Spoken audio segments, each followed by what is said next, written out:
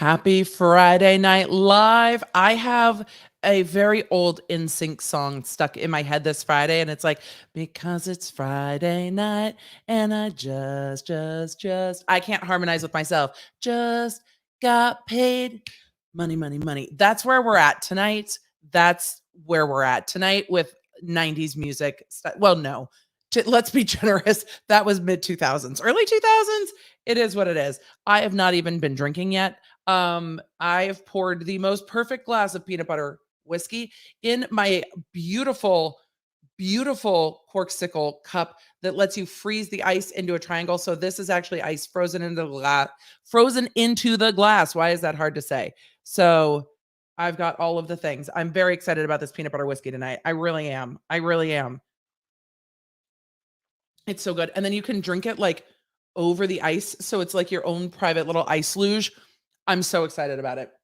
So, hashtag not sponsored, but both Old Smoky and Corksicle, I love all of your shit. So we're good. We binged a couple times. We're at 187. I thank you all for being law nerds and being here. We're going to do a weekly roundup. A whole bunch of trials are coming to a close.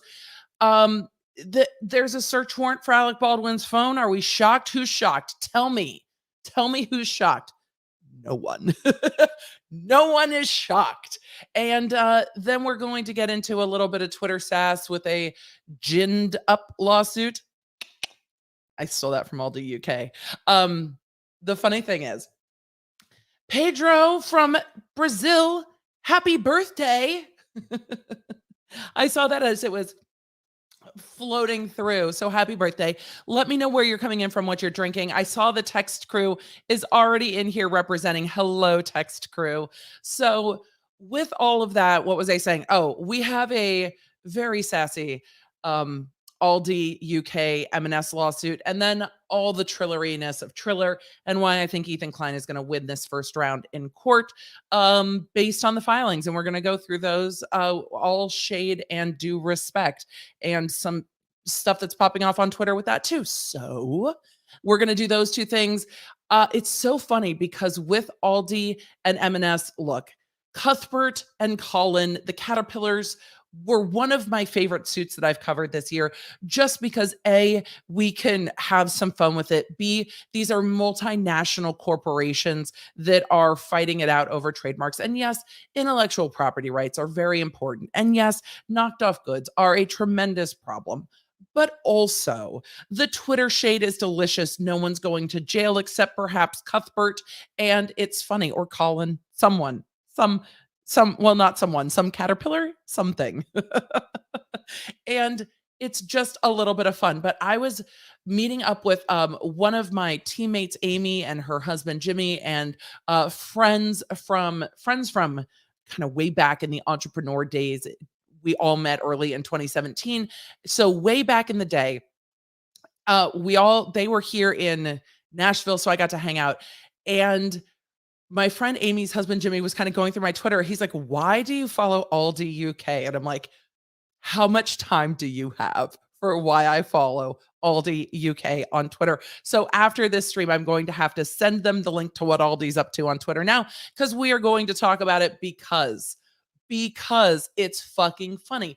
And generally my rule is, if you're in a lawsuit,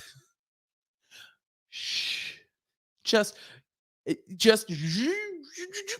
however, when it comes to multinational corporations that have fleets of lawyers, probably have in-house counsel, that's an assumption, and also have social media teams, they're less likely to step in something that's going to hurt them in court than if you have others just wilding out on the social media. So I am here for all of it. It's fun. It's the holidays. Look, we're just going to have a good time. We should get into it. I love seeing what you guys are drinking and where you're coming in from. It's good to see everyone. I'm here for all of the caterpillar cake drama. I am. I'm here for all of it, and I love it. And it just makes me happy. I stand with Cuthbert. Happy now, Nightbot. I mean, Nightbot can be sassy. It might be the hash that's getting him.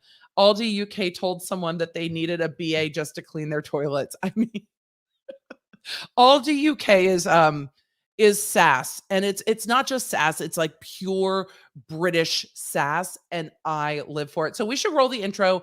I want to see what all of you are drinking, and we're gonna get into it. Also, Peter Mon, who you know I adore, was sharing that it is his 27-year anniversary of sobriety, which is incredible. And just kind of tells you what an incredible human Peter is, but also what an incredible support system he has built around himself, because support is always needed. So for those of you just drinking water, we salute you too. Whatever you are drinking, whatever time of day it is where you are, share with me. Let's get into it. We're going to roll the things. We're going to just get into it. Hey there. If we haven't met yet, I'm Emily D. Baker, the badass lawyer and everyone's favorite legal commentator. I'm the host of The Emily Show, and I break down the legal shit behind the news and pop culture stories we all want to talk about. I have been a licensed attorney for over 15 years, but this is not legal advice. I should warn you, I'm a big fan of the cursey words. This channel is where the law nerds unite to talk about facts, not fuckery.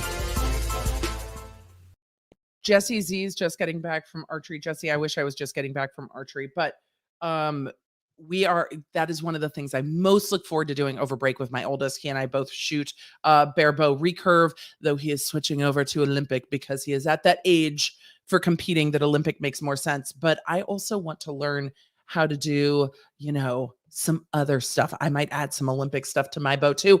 But anyway, I will be sharing on social media as I get back to archery. It's been a while. It's been too long. COVID threw us all off our game with archery, but it is time. Yes, it is Old Smoky peanut butter whiskey, Brittany, and it has like almost a little bit of a hint of vanilla. It's so good. It's so good. Hello, Beth. Vancouver, Canada, Long Beach, California. Some Truly Wild Berry. We love some Truly. I love some White Claw. I'm pretty basic when it comes to all the things. Basic. So we should get to weekly roundup. I love seeing all of you in the chat. Don't forget to do the likey things, the subscribey things. It supports the channel. Thank you for the compliments on my bun. I love seeing you guys that are compound bow shooters. See, I love all the archers. What up, amazing archers? All of you are having your own it's Katniss Everdeen, motherfucker, moments internally. I love it. Well, maybe that's just me when I'm in archery. But it's just so good. Well, I'll do another stream where I talk about archery more. My son is way better than I am, but I really like doing it. So hello, Philippines. It's 9 a.m. Well, hopefully not drinking whiskey. So let us get into the weekly roundup, because the weekly roundup this week is just like trials are ending. It's what's happening.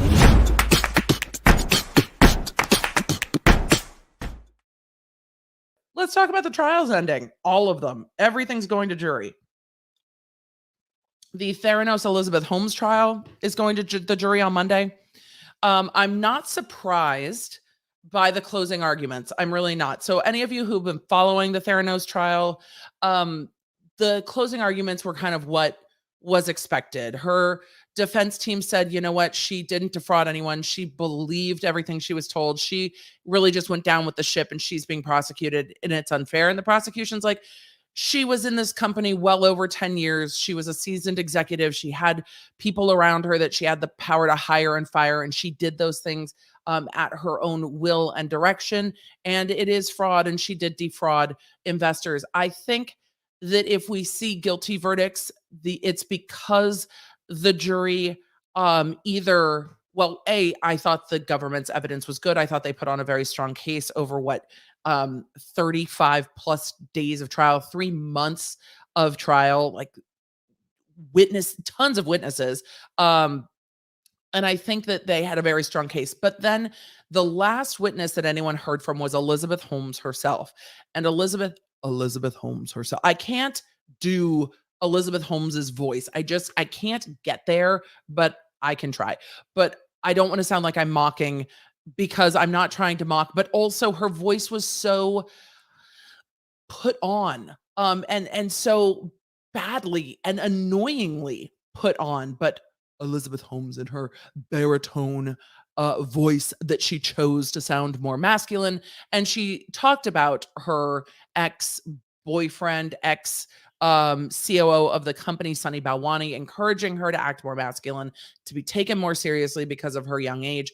And she talked about that at trial. But I think if the jury finds that she is not, well, finds that she is guilty of, well, it's like 11 plus counts. And I don't have my notes pulled up in front of me, which I should, but we're just chatting. It's going to be because they didn't find her credible when they got to cross-examination.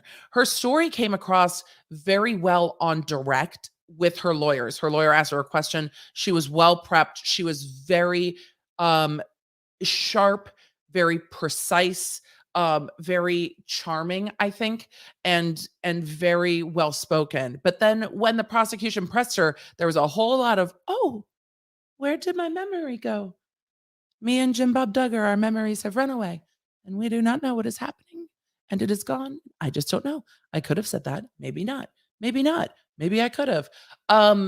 And with that, I think there will be jurors who see it all as bullshit. And the jurors who do not like the I don't knows and the I don't think so's and the I can't remembers on cross are not going to have it be well taken. I think she had to testify on her own behalf. I think she probably thought that she could sell the story of I believed everyone around me better than anyone else. But also she admitted to forging documents and misleading people, and there's a lot she would have liked to have done differently. All of that is a long way to say I think that there is enough here to find her guilty. I will be surprised if they don't find her guilty. I don't know if they will find her guilty of everything. So we'll just see what they do. The jury gets the case on Monday. It's a lot of jury instructions to go through, and it's a holiday week. So whether this jury's like, she lied, we're done, let's go, we'll see. A quick verdict is not good for her. A longer verdict is not necessarily bad. It just means they're being more thorough and they're not just going from the gut.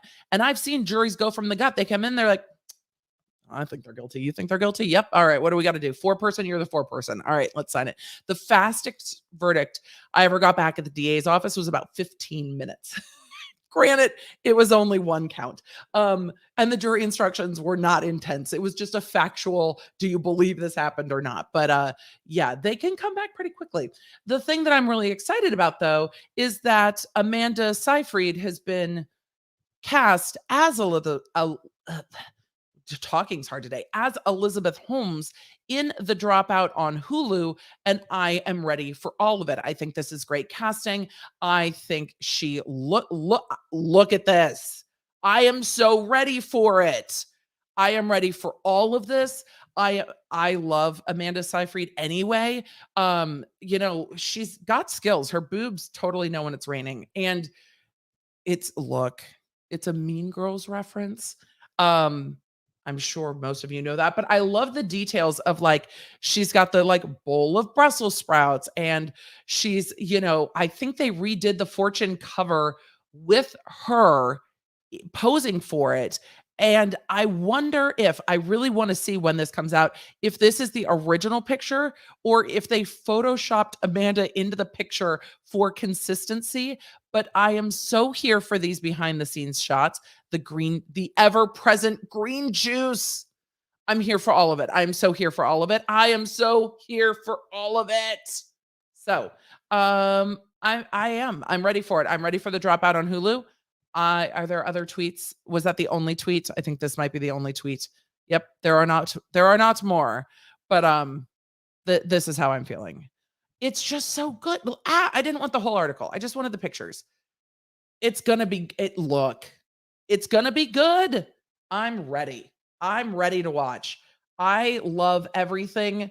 I've loved the Dropout podcast by ABC, and ABC works a lot with production with Hulu.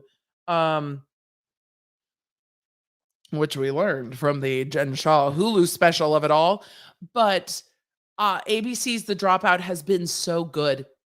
And I'm really interested to see what they do with this. I'm really interested to see how much they pull in from Bad Blood and from John Carreyrou and others who have worked on this case for so many years. It'll be interesting to see what happens. And the article here in ET, let's go. Y'all are like, Emily, Crate and Barrel. Yes, I need a new table. I sometimes forget. Here's the real tea. I work with and love working with NordVPN and have worked with NordVPN and think that they're great. I don't always remember to turn on my VPN because Pacer will not load when I'm pulling up court documents if my VPN is turned on. And I have not found a way around that yet. So there are times I forget to turn it back on, and then you get all of the pop-ups for the things that you have searched across the internet, and I hate that. So with that, the Dropout on Hulu is taken from the podcast. The series is adapted from the ABC radio podcast about Holmes and her Silicon Valley-based company. The Dropout podcast is fantastic. And it has gone through the trial too, and they've had people there every day of the trial. So I'm very, very excited for this. And I really do think that ABC's done a great job in their reporting on this. So I've also been listening to Bad Blood, the final chapter. The podcasts have been so good. It always, like, I really do love my podcast, The Emily Show, but I also realize what like a full production team podcast is. And I'm always like, one day we'll have a full grown-up podcast. I mean, we hit top 3 in entertainment news, but it's still not at the production level because being me. We have great editors, and Tech Valor, who's a mod here, helps edit with the video side of the podcast. I have a great podcast editor, Dan, with the podcast side, but I do the writing, production, and all of the research. So as we grow, it'll be fun to bring on some more of those things. Hello, Angie. Good to see you. All right, let us get to our next weekly roundup snippet. I should swoop, maybe not. We're in weekly roundup. Do we swoop in weekly roundup? Do we not swoop? We're not swooping. Executive decision. No swoops. No swoops until we get into other topics. The Maxwell trial. I'm not going to get heavy into the details of the Maxwell trial. I find it exhausting. There's a lot that has gone on in this trial. It is so sad. It is so sad. But the defense has rested in the Maxwell trial. The evidence is done with the Maxwell trial, and closing arguments will start on Monday. So they've already gone through the jury instructions. Jury instructions are critical. Like, what the jury's instructed can make or break a case after the evidence is closed. So absolutely, jury instructions matter. And if you guys are watching any of the Kim Potter trial, you will have seen some of that today. I know Rakeda has been streaming that, so you would have seen how important the jury instructions are, but they really are. What is said in the jury instructions can really change the outcome of a case, and the wording on those things matters. Yes, there are standard sets of jury instructions, but based on case law, based on facts, you can modify, change, or add in jury instructions. What instructions are given matter so much. So the defense has rested in the Maxwell case. Closings are going to be starting on Monday. The Kim Potter trial, which is the taser case, is also going to closing on Monday. They were arguing jury instructions today. So with that, we have 3 cases hurtling towards verdicts before the new year. Will we see them? I don't know. I'm very curious about the Holmes verdict. I'm curious about the Maxwell trial. What's been interesting to me has been the coverage of it. And that is very interesting. So, yep. And what else? The Potter trial, I think there is room for doubt in that trial. I've been watching the other kind of law tubers talking about it, and I do think there is room for doubt in this. I don't know if the way she was charged actually matches the facts in this case, and I would not be surprised if she was acquitted. I will not be surprised if Maxwell is convicted, and I will not be surprised if Holmes is convicted. With Maxwell, either I'm kind of like, ugh, I could see factors where the jury could acquit, but I don't think so. I think based on all of the evidence, I don't think the defense has damaged the credibility of the victims that have come forward to the fact where they're not going to believe that Jolene was which is why I call her Maxwell, was it was really the orchestrator of this ring of abuse. So I really think there's room in Holmes and Maxwell for convictions. Maxwell of the two could go either way for me. Holmes, I think, should be a conviction. We'll see. The jury could absolutely be swayed by her testimony and say, look, she said that she just trusted everyone around her and she was young and she did what they said. I think that downplays how smart Elizabeth Holmes is, and I think the prosecution made that point. And then the Potter trial, I think there's room for a jury to say, you know what, this was a tragic accident, but she was justified using force. And I could see a jury following along saying, I don't think she was criminally negligent here. I think this was a tragic accident, but sometimes there are accidents that happen that are not also criminal. So we'll see what happens with those three. The last thing, just to put a bow on what we talked about on Tuesday I think it was Tuesday. Was it Tuesday? How long has this week been? Today's Friday, right? Was it just Tuesday? We talked a little bit about Jana Duggar's misdemeanor citation. I am not going to call it an arrest. She was cited. She made a statement on Instagram about it saying, essentially the information that we had heard too, from many sources, including from a lovely conversation I had and articles I have seen. I'm just going to pull it up on Twitter if you haven't seen on the Ashleys, the Ashleys RR over on Twitter. We had a sit down chat and we chatted a little bit about kind of the background of what could happen there. So with that on the Ashley's reality roundup, I should put a link. I'm just going to put a link here and then I'm going to put it in, and then we can also put it in the in the show notes as well. But with that, it seemed that there's a pretty consistent knowledge that Jana, and she's now confirming it as well, was babysitting and a kid was wandering away from the house, potentially in the street. Police came up and she was cited. It's a misdemeanor, which no one was heard. I have no idea which house it was. I have no idea whose kids it was. Again, it's a misdemeanor. I'm not going to dive that deep into it. Stuff happens. I'm not going to castrate somebody because their last name is Duggar. It's just, it doesn't help. B, I don't have any more facts on it. And C, again, if it was truly, truly serious, it would not be a low level misdemeanor, and it is a low level misdemeanor. So she was babysitting and a kid was outside. That's what it was. So the chat is officially considered a credible source.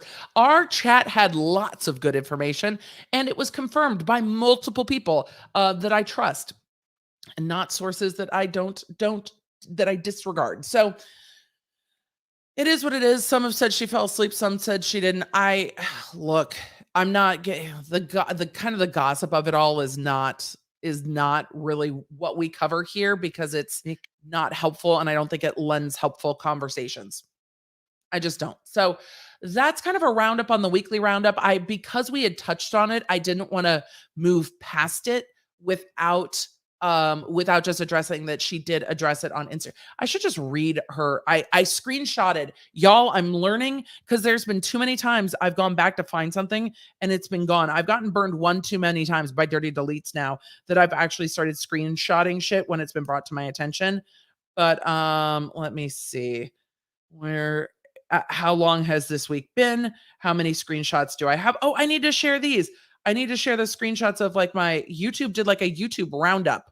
I've been meaning to share those. I will. I keep forgetting. It's just facts. How long has this week been? Where is that screenshot? No, no, no. Those are Hilaria Baldwin screenshots. We'll get to those later, perhaps.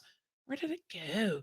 Maybe I'm not as me. I can screenshot things. Also, me. Where did it go? When Emily was not prepared to talk about this, because otherwise, if I was prepared to talk about this, I would have dumped it into my show notes. Anyway, either way, it was absolutely to the effect of this is what happened. Ah, nope, that's the wrong one. Maybe I didn't. Maybe it went elsewhere. I'll go find it later and I'll share it on socials. It's already on socials, and I'm sure it's on like the Duggar Snark subreddit. Oh, there it is. I found it. Why wasn't my phone in dark mode? Either way, I found it. Yay. I'm only sharing this because the media has been having a field day with it all. I prefer words are going to be so hard tonight. I prefer more of a private life, but I know my last name means that everything we do is open to public criticism and interest, especially during this time. The raw facts. I was babysitting a few months ago when one of the children wandered outside alone. The passerby who saw the child called the police.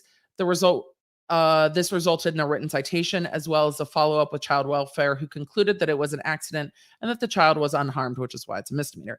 They recognized it was a case of a child slipping out of the house when you turn your back for a moment. It all happened so quickly and was scary. I'm grateful for law enforcement and those who protect and serve our community. I was certainly never arrested, like some may have implied. I mean, she was cited, so I don't know why anyone would imply she was arrested. A citation's not an arrest, but okay. In the end, I was just upset at myself that it had happened at all, but so thankful that it ended safely. And that's truly what mattered most to me. I mean, again, accidents happen. And I'm not going to, again, we're not going to just skewer someone over that. It happens. And multiple children are difficult. So yeah, not arrested, cited out, misdemeanor, no one was hurt. She could have been, some have said she's asleep. I don't know. She said she wasn't. Either way, she will probably pay a fine, perhaps be ordered to take a parenting class, though she is not a parent. So it would be odd. Parenting classes were very popular in misdemeanors in LA, and we will just see. So, hello, Fred. What are we doing this evening? Where are we going? We're not going to chew the microphone cables. Fred thinks that the microphone cables are a great idea because they're pretty thick, like weave wrapped cables. And he's like, look, they're great. Where would you like to chill, Sir Fred? Because you're going to step on my keyboard. Anyway, hi. We're all going to be covered in hair. It's fine. Leave my whiskey alone. Totally not for cats. All right, we should move on. We're going to move on to one serious thing, and then we're going to enjoy some levity over on the Twitter with regard to M&S. So let us talk about Alec Baldwin. He gets 2 swoops. I mean, he gets like 2 swoops in a Z formation. I can't do that with my left hand. I can't even do that with my right hand. 2 snaps in a Z formation. So with that, Alec Baldwin, I have a video about his interview. You absolutely know how I feel about Alec Baldwin's interview. Alec Baldwin is a prime example of you should absolutely shut up while there is an active investigation. He's already spoken to police. Nothing is going to help. Nothing is going to make it better. And the first time he stopped by the roadside and talked to whoever, Black Box or whatever they're called, the Black Grid paparazzi group, he said, it is a ongoing investigation. I have been ordered not to speak about the ongoing investigation. And then he proceeded to speak about the ongoing investigation multiple times. It was a bad idea. So they've issued a search warrant for his phone, and the search warrant it contains some new information that we haven't seen before. So we're going to go through it a little bit. I don't find the search warrant to be as graphic as some of the civil lawsuits. We are still talking about the shooting death of Helena Hutchins, but the search warrant does not go into the type of detail that the civil lawsuits go into. So not only is there still an active criminal investigation, but there is also multiple civil lawsuits, a number that I'm sure will grow. So with all of that, we're going to pull these up. I'll pull this up, pull the search warrant up. And the search warrant was linked in an article that I shared from Law and Crime, which Law and Crime covers this stuff so thoroughly. And then this was linked originally from them. And if you want to see the full article from Law and Crime and the link to the search warrant and the search warrant affidavit at the Emily D. Baker over on the Twitters, and you can find it there. So this is for the seizure and search of a cellular phone believed to be an Apple iPhone due to conversations between Affiant and Alec Baldwin being conducted through iMessage. They're like, well, we don't see a green bubble. So it's an iPhone because he's been texting with the detective. So, the phone belongs to Alec Baldwin, is believed to be in his possession, and has a mobile phone number, and then they redacted it out. The full telephone number is known and redacted for confidentiality and privacy, which I think is completely fair.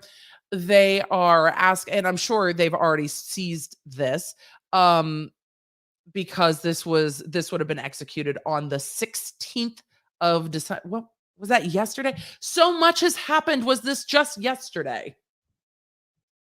Yes, Emily, it was just yesterday. It was all just a dream. Those of you that are parents know what the last day of school before winter break is like, especially with like elementary age kids. It's just so much. So you guys are like, oh no, texting the detectives. So I texted detectives all the time. Most of them have issued work phones, so they have a cell phone number for their work phone. But if you are the target potentially of an investigation, yeah, don't do that. Have your lawyer do it, have your lawyer chat with them, route everything. But I think based on the interview, my interpretation, my speculation, and this is based on Alec Baldwin saying very clearly in his interview, I had to speak. I couldn't wait for the investigation to be done. And I don't think they should speed it up for me. But I had to have my side heard. I think he wants to be so much in the loop, and he wants to be in control. This is just the sense I got from the interview, that I can see why he's like, yes, we're absolutely texting with detectives. So I can see why he's doing that. It's a terrible plan. If you have a lawyer, public service announcement, not legal advice. If you have a lawyer, let them handle all your shit. It is for them to worry. It is for them to communicate. It is for them to call you and say, this is what has happened. That is it. If you do not trust your lawyer to do those things, find another lawyer. There's a fuck ton of them. There are lawyers everywhere. There are lawyers falling from the sky on YouTube. Occasionally, we all end up on panels together. Find a lawyer that you trust and let them handle everything. All of the things. All of the things. So that you're not texting a detective and then having your phone seized. Not that Alec Baldwin can't just go buy a new phone and have his phone number ported and stuff, but they are going to do all of the things to his phone. Because let's look at the things they are going to do to his phone. All the things. Hopefully you don't have any nudes on there, Alec, of you or your wife. Because if you do, they're gonna see them. Oh my God, the things I have seen on search warrant returns. Okay, the seizure and search of the cell phones believed to be an Apple iPhone. And they are asking for the cellular phone of Baldwin, a forensic download of this cellular phone to include digital images, digital movies, emails, social network accounts. Social network accounts. social network private messages, deleted digital images, deleted digital movies, evidence of multiple or deleted social network accounts, internet browser histories.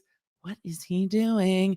Phone books, stored contacts, network connection logs, text messages, MMS and SMS, to include aftermarket text applications, Telegram, phone use timelines, event logs, database cache histories, image cache histories, passwords or documents containing possible passwords, access to any cloud drives, which may contain digital images or digital movies, or documents containing passwords, all contacts, including names, phone numbers, addresses, recent call list.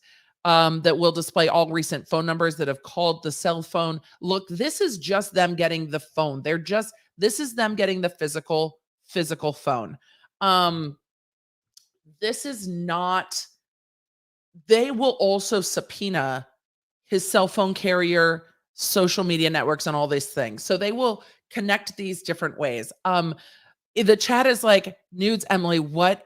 Okay, look, I have seen a lot of, in my time as a district attorney, I have seen a lot of search warrant returns and search warrant returns from cell phones. And I will just say it is a strikingly and shockingly common occurrence. Yep. So just, yep. So just, yeah. And videos and voicemails and side pieces, all of the things. All the things. All right, let's see what else they're going after. Recent call list, all graphic files and multimedia files. That could include photographs taken by the phone or transferred onto the phone by another service, videos, other mixed media, graphic and video files, all short message service, mixed media messages, any owner information, any global positioning. So all of the GPS, which is going to place him at different places, all of the things. Affian also requests to take photographs of the cellular telephone, including photographs of some or all of the information contained on the phone, requesting all information and data on the cell phone in relation to the production of Rust. So they're going to have all of the stuff too, from conversations, potentially emails, text messages that he would have had as the producer. This can include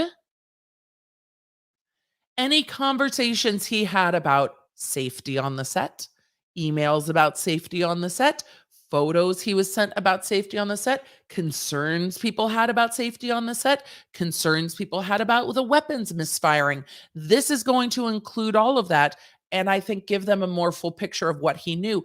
If they weren't considering charging him, they wouldn't be bothering taking his physical phone and searching it. Why waste the time, energy, and money? And this isn't a civil suit. So they don't give a shit about, if he's responsible as an actor or if he's responsible as a director. They care about what he knew and when, for whether he was criminally negligent when he had that gun in his hand and what he knew at that time. Your toe beans are so cold. Hi. I am now covered in fuzz. Thank you, Fuzz. So they are going to be going through all of the things. And oh my. Oh my. Affian is requesting all information and data from the cell phone in relation to the production of Rust, and any member working on the production pursuant to the ECPA, no information will be collected that is unrelated to the objective of the investigation. So even if they do find things, like I've said, they might find it in the swoop of it. In some of my investigations, it was relevant, but they're not going to collect that data. It will be noted and logged of what they saw, like how many photos they saw, but how many are related to Rust, things like that. So, continuing on, all that the facts tend to establish the foregoing grounds for issuance of a search warrant are as follows. Affian is a full-time certified peace officer.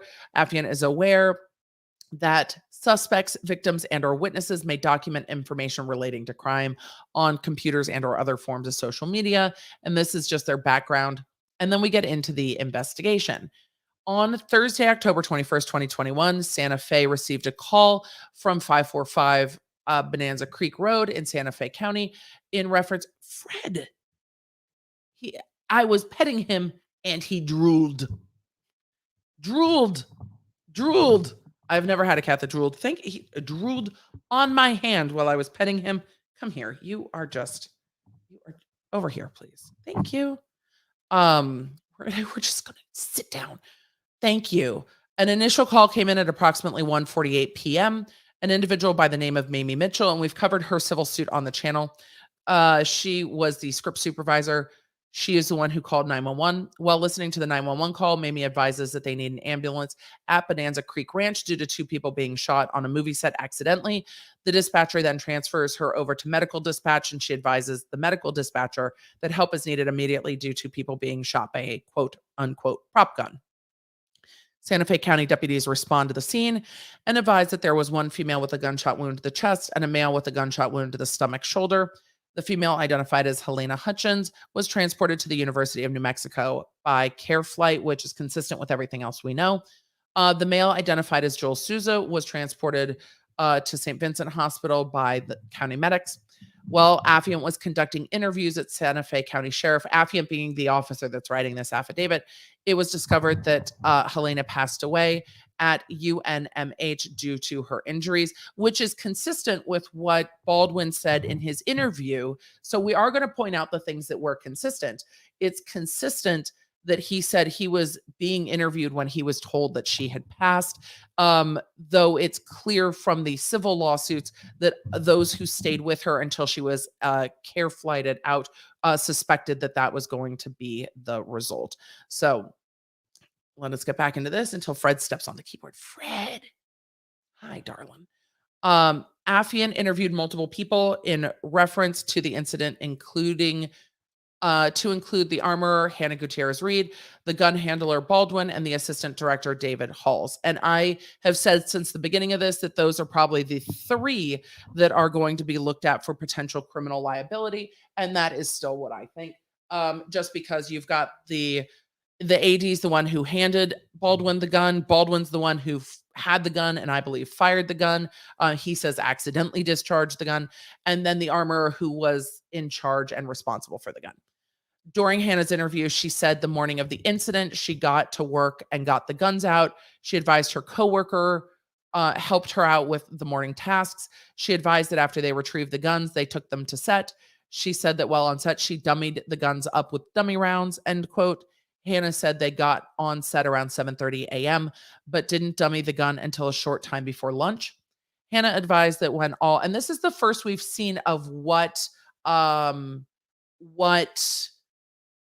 she has said and what she knew, because there has been no, other than her lawyers saying that they were worried that somebody might have sabotaged the set. Other than those statements, we have not seen anything from her. So this affidavit covers things from her that we did not know.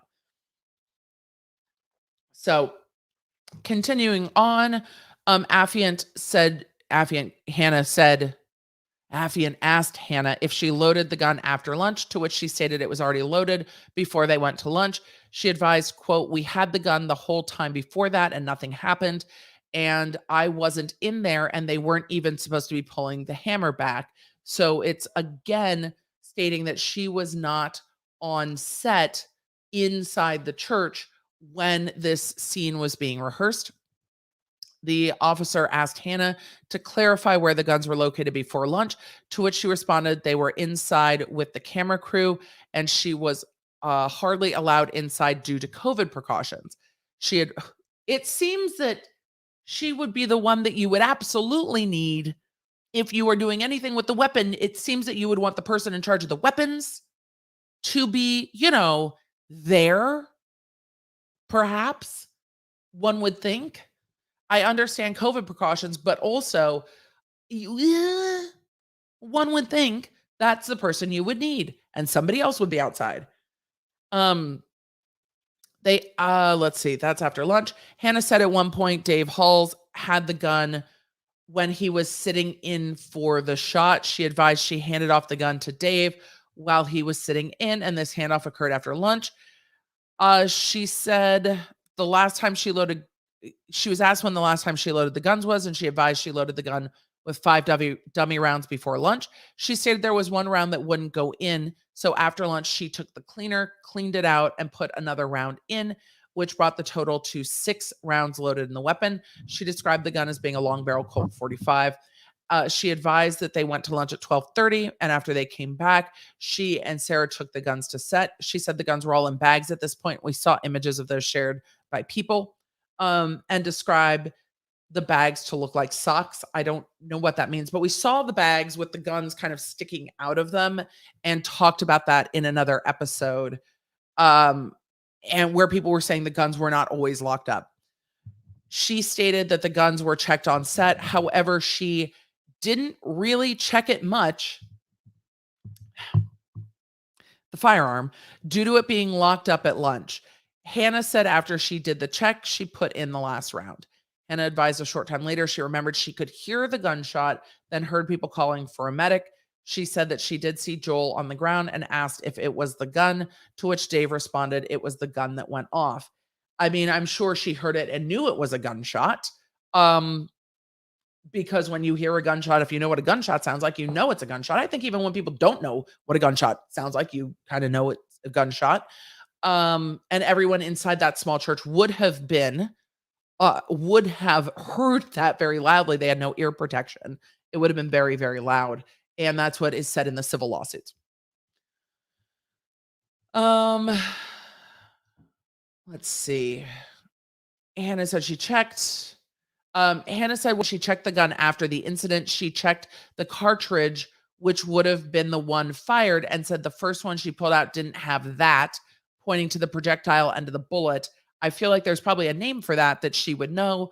It's just an odd way to say it, but also this is probably an interview right after this happened. So I try to give grace because people are also going through trauma and shock after something like this happens. So it's like, well, why didn't you call it by its name? But also, okay. Hannah said she checked all of the other rounds and they all had the ringing sound when she shook them or a hole in the side indicating it was a dummy round. Hannah advised that the box of dummies may have some wonky rounds. What does wonky mean? What does one mean by wonky in this context? And they received the box approximately 1 week ago from Seth Keeney, her supplier. He's also been named in the civil suits, at least one of them, possibly both, to the best of my memory. I think both, but I would have to go look. Hannah made a statement that she did not believe anyone on the film set would be that malicious to bring live ammo on set. Her lawyers didn't agree, though, because that's what they said on television more than once. Hannah confirmed when she was handed the gun after the incident, she was the only one to manipulate it. Well, after she was handed it, but there's no way she can know who had it before she got it. So what the chain of custody was before it got back to her is unclear. They say it was closed when it was handed to her. Well, we know Baldwin didn't open it and check anything. Baldwin was brought into the interview room at approximately 5:12 p.m. He was advised of Miranda rights and agreed to speak with detectives. Of course he did. He was advised in the scene, he slowly takes the gun out of the holster and then very dramatically turns it and cocks the hammer, which is when the gun goes off. He said that it was supposed to be a cold gun, so no flash charge or anything should have gone off.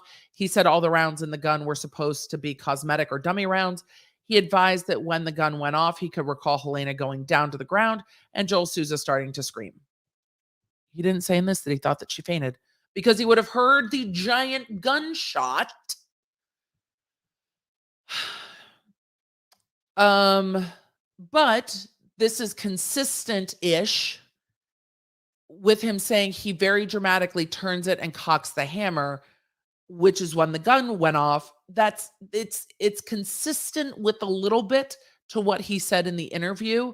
But just because he's cocking it doesn't mean his finger couldn't have also been on the trigger. So anyway, Alex said since they were in a rehearsal, he assumed he had an empty gun, and therefore when he shot the gun, Helena was right in front of him. Alec described the gun as being a period Colt. He said there were emails transferred back and forth between Hannah and him where she showed him different styles of gun. He said he requested a bigger gun, and she showed him different styles of knives for the production. Alec was shown the Colt with the brown handle and a cherry handle, and he ultimately chose the one with the brown handle. That is detail. I don't know why we need that in the search warrant, but all right. He picked the gun. Great. He doesn't say why he assumed it was an empty gun. He said it was supposed to be a cold gun, but it's interesting he doesn't go into detail, or it's just left out because this is not going to have every detail of the interview. It's going to have the details relevant to the search warrant. That the purposes are different. So the purpose of having this in this way is different, if that makes sense. All right, let me try to make this. In a brief search of Hutchins's phone, Affiant discovered conversations about the production dating back to July 14th, 2021, and discovered photographs of receipts in the phone dating back to September 7th, 2021, showing various receipts of businesses in Santa Fe. Affiant believes that gathering information prior to the film's start date of Rust is essential for a full investigation. So who did what before they got to set? They requested, Affiant requested Alec's phone from him, as well as his attorney, and was instructed to acquire a warrant. All right, well, here we go. Okay. We would like your phone. You're going to need a warrant for that. Okay. Got 99 problems, but a warrant ain't one, apparently. Well, maybe it is. Maybe this counts as a one. Alec Baldwin was straight up, but I know my rights, so you're going to need a warrant for that. Sorry. I got 99 problems. All right, we're going to keep going with this. Alec Baldwin was contacted. Alec Baldwin has contacted Affiant numerous times through phone calls and text messages using the number listed. What's interesting, though, is if they requested the phone and he didn't give it to them, they had a heads up. So it'll be interesting to see what they find, given that he had a heads up that they wanted his phone. Alec has contacted Affiant numerous times through phone calls and text messages using the number listed. Therefore, Affiant believes this to be the phone number Alec uses on a regular basis. Affiant is aware of the entire cell phone number, however, has redacted it for confidentiality. That's fair. They believe it's an iPhone due to text messages sent and received being iMessage, which is typical of any Apple device. Affiant requested a warrant for the seizure of the cell phone to search for evidence relating to the death investigation of Helena Hutchins because it's an ongoing investigation. Let me see. I just want to make sure there was another part I wanted to make sure the phone was redacted out of, but it was up above and it was redacted. It goes on to say Affiant has not included every fact of the investigation, but included the facts that they believe are necessary to establish probable cause. I think it's enough to establish probable cause to search the phone. What may be considered exculpatory by the defense may not be immediately clear to investigators or prosecution. Review of the information of a search warrant will require an analysis of the data, records, communications. This review shall be conducted within a reasonable period of time. And there we go. It was granted by the magistrate judge. It was signed on the 16th. They probably have his phone now. So somebody would have gone to wherever he is and have gotten his phone, or his attorneys would have turned it over. So that is what we know from this search warrant. We know more from Hannah Gutierrez-Reed, that it was loaded before lunch, that it was in bags. It never says specifically in here, and again, not all details are in here, but it doesn't say specifically it was locked up between the time it was loaded and lunch. It also said that there was a round not going in, and then the weapon had to be cleaned and then another round put in. So who knows? And she said she checked them afterwards. I mean, what are the actual literal chances that when she checked them, all the other ones were dummy rounds, but the one that was fired wasn't? It's just it's just so strange. So we'll see what happens. I mean, it's an ongoing investigation. It's a death investigation. I think there are 3 people who are kind of the focus of this investigation to see if they are in that realm of negligent homicide. There is nothing I have seen to indicate that we are in the realm of a more intentional homicide on this. I don't think we will get there without more. I reserve the right to change my mind when new information comes in. But based on all of this, you're still in that realm of, was it criminal negligence causing a death? And I talked about that in my other Rust episodes that are here on the channel. And there are over 4,000 of you here, and it is a good time to remind you to like and subscribe. I am sure not all of you are subscribed. I would really love, just from the deep pits of my soul, to maybe kind of try to hit 200K before the new year. We'll see. We'll see. We're just going for it. I mean, if you don't put it out if you don't put it out there and say, "Hey, we have a goal," then what it might not happen. Might as well just say it. Are you all ready to talk about M&S and Aldi? I'm ready. I'm ready. Where are all of our UK crew who can actually go and experience these things in real life? Let us know because it's time to talk about caterpillars and gin. Yes, you heard me correct. I said caterpillars and gin, not in gin, and gin, gin the drink.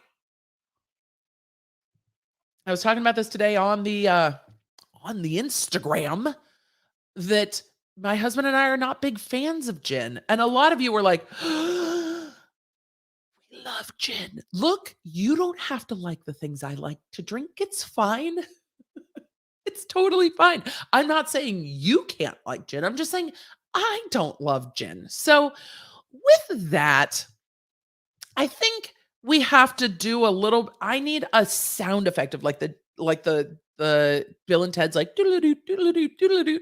I need to add that. We need to go back a little bit to the caterpillar cakes because M&S, Marks and Spencer, who have been since called Marks and Snitches by Aldi, have sued Aldi back in April. There are episodes of the Emily Show and episodes here about it, but sued over lookalike caterpillar cakes between Cuthbert and Colin. Now, M&S launched the iconic Colin the Caterpillar cake in the 90s. Aldi's now has Cuthbert. It launched the tweets that we lived for. Let me see if any of those tweets are here. No, they are not. It launched the tweets that we live for. Now, it wasn't the caterpillar themselves that were the subject of the lawsuit. It was the packaging, truly, that was the subject of the lawsuit. Aldi is kind of a famous cheater brand. It does take its inspiration from other brands. There's times you're like, those aren't Doritos. They look like Doritos, but they're not Doritos. Aldi went on a Twitter spree, shall we say, talking about the cakes. And they even ended up in the episode or their Christmas advertisement, which we've talked about in was it the members only stream that we played it, or was it my stream with Dr. B? We played it at some point. I don't remember which stream it was in. So with this, we got Marks and Spencer saying some much needed FaceTime with Colin the Caterpillar. And then Aldi got started. Hey, Marks, this was after the lawsuit was filed. Hey, Marks and Spencer, can Colin and Cuthbert be besties? We're bringing back a limited edition Cuthbert and want to donate profits to cancer charities, including your partners, Macmillan Cancer, and ours, Teenage Cancer. Let's raise money for charity, not lawyers. Hashtag Caterpillars for Cancer. Morning at Tesco, Sainsbury's, Asda, Morrison's, Waitrose, and Kopuk. Cuthbert needs the help of Curly, Clyde, Cecil, Charlie, Morris, and Wiggles, all of whom are caterpillar cakes. All of whom are caterpillar cakes, by the way. All of those are caterpillar cakes. All of them. Caterpillars clubbing together to raise money for charity, not lawyers. Caterpillars for Cancer, up for it.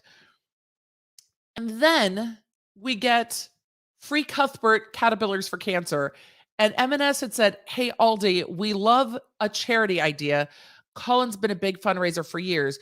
We just want you to use your own character. How about Kevin the Carrot Cake? That idea is on us, and we promise we won't do Keith. This is not just any court case. This is free Cuthbert. Just Colin our lawyers, free Cuthbert. These are all from back in April. BuzzFeed, Netflix UK working title, Making a Caterpillar. Any other suggestions? Judge Rinder TV, how's your diary looking? Asking for a friend, free Cuthbert. Judge, show us your evidence. Us, what evidence? Free Cuthbert. It's because it's a cake.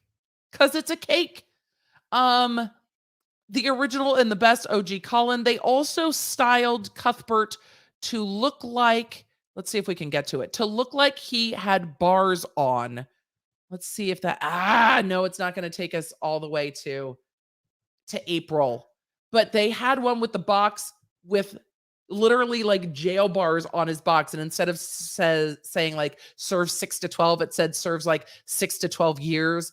But don't worry, we're going to get to Aldi's Twitter in just a second. So this is the history between the two. There is the trademark lawsuit going on over the packaging of the Caterpillar cakes, Cuthbert versus Colin. Others have Caterpillar cakes. There's a whole episode. It's on the channel. We'll link it.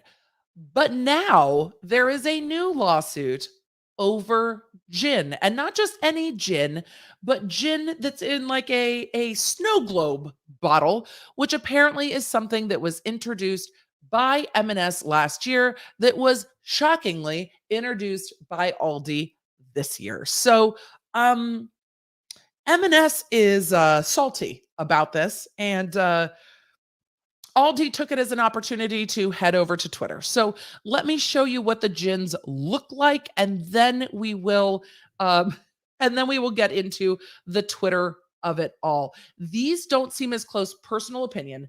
These don't seem as close to me as the other packaging.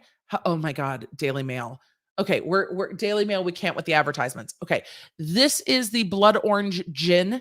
It lights up into a snow globe and plays music. Now, if it is the light up element that is trademarked, that may be the thing. It also has like gold flakes in it. Like it looks like Goldschlager. Like I don't like gin. I would buy this because it looks fun. I am a child. And it looks fun. Okay, let us go to the Independent. Trent Krim from the Independent. We're going to the Independent. Here we are. The Independent has the bottles from, these are the bottles from Aldi. So they call it the Infusionist. The bottles have this kind of bell shape. And not only do they have the bell shape, but they have the light up element. I am unclear if they play music, but the Independent said, with Christmas now just a week away, it's time to make sure your alcohol stash is fully stocked ahead of the party season. And what could be more festive than a sparkly gin in a light up bottle? Exactly. We couldn't think of anything either. This glittering delight comes from Aldi and is a gin liquor called the Infusionist. The budget supermarket is offering 2 flavors, clementine and blackberry, and being a liquor rather than a neat gin means the alcohol level is low. Cocktail friendly, 20% ABV. Beyond the flavors and cocktail potential, there are 2 key things to get excited about here. First, there's the addition of the edible 23-karat gold flakes floating in the bottle, a bit like the vodka you used to drink at university, but we don't need to dwell on that. There's a vodka with gold flakes? Goldschlager is not a vodka. Is Goldschlager a vodka? No. Somebody tell me what kind of alcohol Goldschlager is. Let me know, because I don't remember. But hold on. We're Googling the Goldschlager, because that's what we drank at university. It was cinnamony. This was before Fireball. I need to get some Goldschlager just for fun. Goldschlager. Yeah, big fan at UMass, big fan of the Goldschlager. Also, Goldschlager, I think, is kind of the OG. Cinnamon schnapps. No wonder there was the headache. But Goldschlager is kind of the OG with the gold flakes and the kind of bell-shaped bottle. So maybe Goldschlager should be mad at everybody and just be like, fuck y'all. Y'all knew. Y'all were like schnapps. Headache. It's a headache in a bottle. But look, everything seemed like a good idea at university, including wild turkey. We'll tell those stories another night. When you say Fireball, I think of Pitbull. I do too. Fireball. Okay. Goldschlager is always a bad idea though. Though it's pretty. All right, back to gin. We're back to the gin of it all. We're back to the Independent. The Independent. If you're thinking this all sounds very familiar, sparkly gin with gold flakes in a light up bottle, then you'd be right. Marks and Spencer also sells illuminating gin, complete with edible gold and similar bell-shaped bottle, but with a price tag that's $6 or £6 steeper than Aldi's £13.99 price tag. Just as we saw the battle of the Colin the Caterpillar cake, M&S isn't too impressed with Aldi and is seeking an injunction to prevent the discount supermarket from infringing its designs. This could lead to Aldi's gin being removed from sale. I feel like the Independent is telling you to go buy it now. Go buy the sparkly gin now. And you can buy it now, linked through the Independent. Apparently there's voucher codes on the Independent's website, but let's go take a look at let's do this one first. It's Colin all over again. M&S sues Aldi over copycat Christmas gin bottle design. There's the battle of the bottles. No, I don't want to register. I've exceeded my limit. I have Twitter Blue. I just need to go to Twitter. Okay. M&S Christmas Snow Globe gins are back for 2021 and now come in a magnum size. But these are the Snow Globe gin bottles that light up from M&S. Aren't they fun? I think they look like a lot of fun. But not as much fun as Aldi's Twitter account. Let's now that we've reminisced about the Colin the Caterpillar, thank you. Tex sent me a picture of Colin the Caterpillar. I love that. This was the Cuthbert this was tweeted out by Aldi with serves 12 years with the little jail. Thank you, Tech. Look, Aldi also had one that said like trademark for dummies in his packaging. The Twitter shade was amazing. I covered it in those episodes. Let's cover the current Twitter shade. Where are they? Oh, don't tell me they're all gone. No, I should have screenshotted. They never took them down. Okay, that's the 14th. Where are they? Oh, they're not all here. Darn it. I'll find them. They've got to be somewhere. I'm not going to do it right now, though. I should have screenshotted Twitter. Wayback Machine. Soon. Thought we had it in the bag this year, TBH. Larva of the Year time, Cuthbert. And then we get to... Let's see, where is it? No. There we go. All right. December 16th, yesterday. Our lawyers gonna be so rich, they be shopping in Marks and Spencer soon. # free Cuthbert round 2.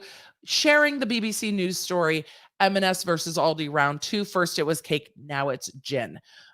Aldi Stores UK opens folder of funny tweets we didn't use last time. Free Cuthbert round 2. Nothing like getting taken to court to give you that tingly Christmas feeling. Sparkly Christmas feeling. Free Cuthbert round 2. We call in our lawyers round 2. Free Cuthbert. And they did say call in our lawyers for sure. We ginnocent. Look, I don't think they said ginned up lawsuit though. Aldi, call me. I thought it was funny. But then it would be directly commenting on the lawsuit and it might not pass your legal team. I get it. We're ginnocent round 2. Free Cuthbert. It's turkey time, kind of like turtle time. This is one of my favorite movies of all time. Marks and Spencer suing us again. Free Cuthbert round 2. It's just so British and I fucking live.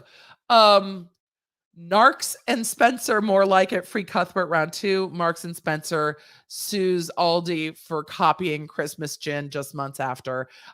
It's the beginning of another suit. All right, Sky News. You got me. It's the beginning of another dispute between two retailers as M&S claims customers are being misled that the two gins are of the same standard. You are diluting our trademark like your gin is diluted.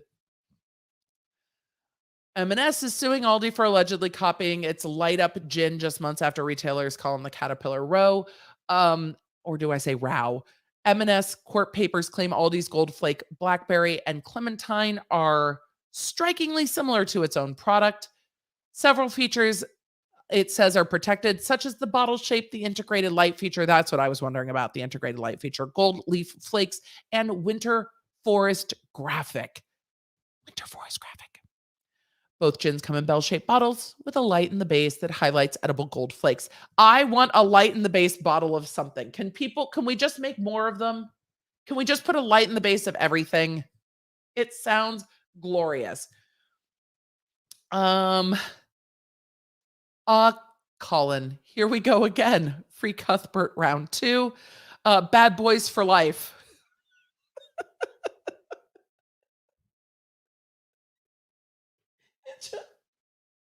Okay. Fancy gin, child's cake, M&S knickers and a twist.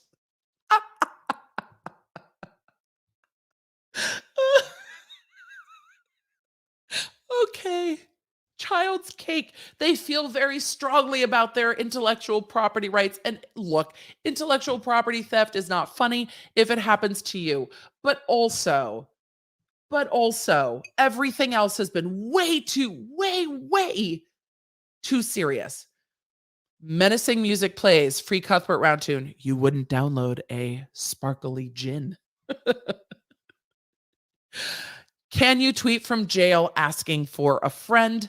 Also, for everyone who added me on these, thank you. You're the real MVP, law nerds, and I appreciate you. I got tagged in a bunch of these, and I love it. Alexa, play Jailhouse Rock. If I just activated your A-word devices, I apologize. No, don't. Cancel. As mine was getting ready to be feisty. Let a legend have the final say.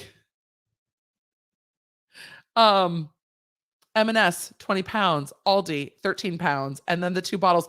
I like that they did do a side-by-side of them. I appreciate that. I appreciate it.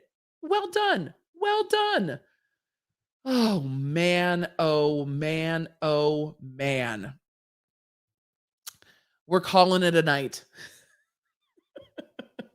We're calling it a night, too, on this story. I love it so much.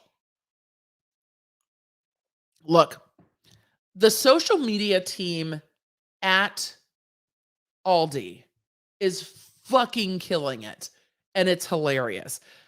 Some of these lawsuits are not going to go in their favor, but Aldi has to know that this is part of it because this is what their brand is. And if you go into Aldi, this is what their brand is. So I think M&S has had enough. M&S has said that people have been more in the articles reporting on this, that people have, or other brands have also been more protective of their intellectual property. M&S said that they are an innovator in their fields, and that just knocking off what they do is not okay with them, and that it, degrades the value of their intellectual property. However, the advertising on the Twitter account of Aldi is funny. It just is. It just is. It just is. And thank you, Aldi, for bringing a little bit of light, even if you maybe ripped off a light up gin. We'll see what the court says. We'll see. I mean, you could have maybe not added the light, because also, doesn't Goldschlager, they're the first I remember with the gold flakes. I don't think the gold flakes are specific enough, but it might be the shape of the bottle plus the gold flakes plus the light up plus the winter theming plus the fact that it's also a gin might be just a smidge too close for the protected elements, but we'll see what the court does. Either way, we'll enjoy the Twitteriness of it all. It has been the year of Colin and Cuthbert, and now the gins don't have a name, but it is the light up sparkly gin is also having a moment. You know who else is having a moment on Twitter? Ryan Kavanaugh. Ryan Kavanaugh is having a moment. They do look really similar, Etta. It's just going to be a matter of, and I don't have the documents in hand. It's always easier when I do. It's going to be a matter of what the protected elements are and what the trade feel is and what the law for trade feel is there. It's like you can't make a this isn't the right one. You can't make a siren logo that looks like this logo with a crown substantially similar and be like, but we tweaked it a little bit. It's like, no, the look and feel are also protected, but it's funny. So we're going to just enjoy the funny because so much of what's been covered lately is just fucking heavy and exhausting. So let us go forth and giggle at Aldi's social media team. Thank you for giving us levity. And you know what? To the lawyers at M&S, thank you for taking it so seriously. We appreciate you protecting your intellectual property. And we appreciate you not issuing a gag order on any of these cases so that Aldi can just be all Aldi about it on their Twitter and we can all enjoy. So thanks, everybody. Thanks for all involved. A for effort. Well done, you. Good on you. Is it good on you? Good on you. Well done, you. I mean, I think M&S has a case in some of these, but I also think Aldi is going to come out on top of the court of public opinion, because again, they're the affordable brand in all of this, and I think their Twitter has won the hearts and minds of the people. Should we talk about somebody else having a little bit of a moment on the Twitters? I feel like we should. All right, let me pull that up real quick, and we will do all of that. I was actually on radio in London. Was it just Saturday? I'm so tired. Look, from last Friday to this Friday, I've lived like 100 years, I feel like. And Saturday, early my time, but not early London time, I was on Times Radio London. So I feel like, I love London. I've only been once. I was supposed to go in November last year and this year, and both got canceled. So next year I will be in London in November, and I am very excited about it. So I am ready. All right, let us pull up Twitter. I am going to have to make sure that you can hear this clip because we're going to play a clip. Okay, I want to make sure I can hear it, and I want to make sure the sound is, nope, that's the wrong one. I love having a soundboard. Y'all, you know I do. It's just, I love having a soundboard. I just want to make sure that we can all hear this video together. So, I have to actually do this so I can do that. All right. It's time. We need to talk about Triller and H3 and Ryan Kavanaugh and Ethan Klein and all the things. It's time, y'all. It's time. It's time for the main event. We are going to be talking about Triller and Ryan Kavanaugh. So, foot soldiers, you are welcome. It is good to see you. Don't forget to like and subscribe. We're trying to get to 200K. Thank you so much. Love you. You're the best. Bye. Let us go back to Twitter. All right. Not Cav trying to report Ethan to the FBI. Retweeted by the H3 podcast. We're going to listen to this clip.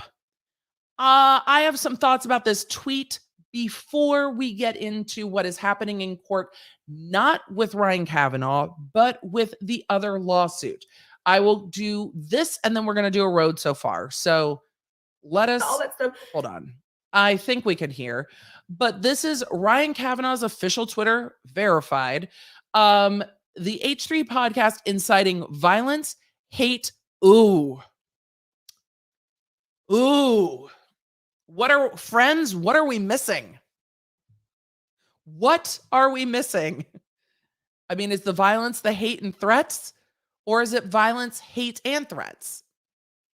We're missing an Ox. Yes. For those of you that said Oxford fucking comma, yes, we are missing an Oxford comma. It's exactly what's missing. It's exactly what's missing. Punctuation with peace and love. I didn't, honestly, until I pulled this up, I had not noticed that there should be an Oxford comma, and there's not an Oxford comma. And it harkens back to an earlier discussion from Legal Eagle over on Twitter. So, the H3 podcast inciting violence, hate, and threats. What is this linking to? Oh, it's just because there's no period. Me and almost anyone I know getting the same threats and hate. Well, that's not specific, but also accusing someone of inciting violence can be defamation per se, because inciting violence is actually a crime. So I'm wondering if we're going to see like an anti-slap motion and then like a counterclaim, cross claim, because accusing someone of inciting violence can be a problem. So yeah. So Instagram, YouTube, Twitter, Reddit, please act before this causes more harm. And then links, I think this is Trisha Paytas's video. File a complaint here at the FBI.gov tips. I feel like Kavanaugh is trying to swat Ethan Klein. My perception, and I know H3 said they were raided by the FBI. I don't know if he was joking or not. I will verify. Well, I will ask. I will reach out and ask, because I couldn't tell from the podcast. But I feel like this tweet wades deeply into the realm of accusing someone of inciting violence. And when you watch this clip, if you know the background, and if you don't know the background, there are plenty of channels that cover this. I am not one of them. With the long history of the whole thing, but the refrigerator in the background here gives me crying on the kitchen floor vibes. So we're just going to play it. And I'm going to stop and intersperse some commentary. It is fair use commentary, folks. Music video, like just all that stuff. It's inciting hate on purpose. Inciting very dangerous hate. And now today is the final straw, and I'm so scared, and I'm like literally shaking. I did not watch Trisha's entire video. However, I think when it comes to Trisha, we all go through the consider the source, and consider the source is the biggest part of that. He said Hila asked me not to talk about them until after the wedding. And now that the wedding's over, masks off. To which he did a whole podcast about our wedding, our Hanukkah TikTok. You also did 1,000 episodes about your wedding and the Hanukkah TikToks. And you've criticized influencers that are literally minors. So, you know, it kind of is the world in which you live in, Trisha. This is where it is. I am sure that Spill Session, T-Spill, and everybody have done this. So it just people are saying also, I believe this video has now been deleted. We'll hit the link and see if we can get back to it. It probably has been. I shouldn't say that. I wouldn't be surprised if it has been, but we'll hit the link and we'll find out together. My sister again, who's completely off of social media because of the hate. The intense hate she received offline and on, and he brought her up again. I deleted every video about them. I have not spoken their name once in months. Did she delete every video about because it was a lot, and it was a lot that Ethan didn't respond to, but did she delete every video? I don't know. I'm asking the chat, reliable sources. I just wanted it to be over.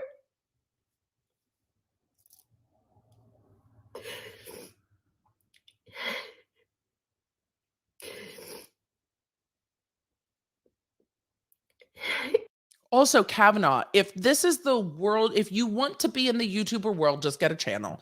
But can you just clip out the pauses if you're going to re-upload a video? Can you just like, look, if you want to be a drama channel, be a drama channel, but just clip out the pauses, please. Thanks. Ethan and Hila are the only ones who have issues with being Moses' entire family. We're just here celebrating. I think when she says Ethan and Hila are the only ones that have issue with me, it's because she's saying in that group, because there's plenty of people that do. All right, so celebrating and happy. And the reason they were not invited because they could not stop talking, harassing, and obsessing over me, over us. They could not respect boundaries when I just asked them to please stop talking about me.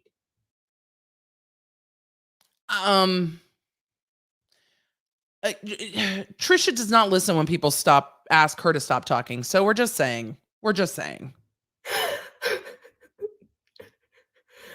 If someone asked me ever, even in my worst days on YouTube, to stop talking about them, I would cease immediately. Didn't the youngest D'Amelio ask her? The young D'Amelio asked her to stop talking about her, and she was like, "But wait, I've got the wrong one. Hold on. I got to do the TikTok. We got to do the TikToky thing." I know that she said she wanted me to stop talking about her, but you're a public figure and you're like the most followed person on TikTok. So even though you're a literal child, I have the right to talk about you. I feel like that's exactly what happened there. So no, Trisha, you don't stop talking about people when they say stop talking about you. And the fact that Kavanaugh's case against Ethan Klein is predicated on Trisha and Keemstar and not predicated on the shit that Ethan said about Kavanaugh shows you what his case is. If his case was strong, why would his case be predicated on shit that Trisha has said and shit that Keemstar has said? Why wouldn't it be predicated on shit that Ethan has said if you're suing Ethan for defamation? Perhaps.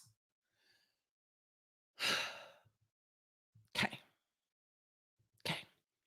Gossiping in general, because I was on the most scary receiving end of the most hate I've ever received. This isn't normal hate by any means.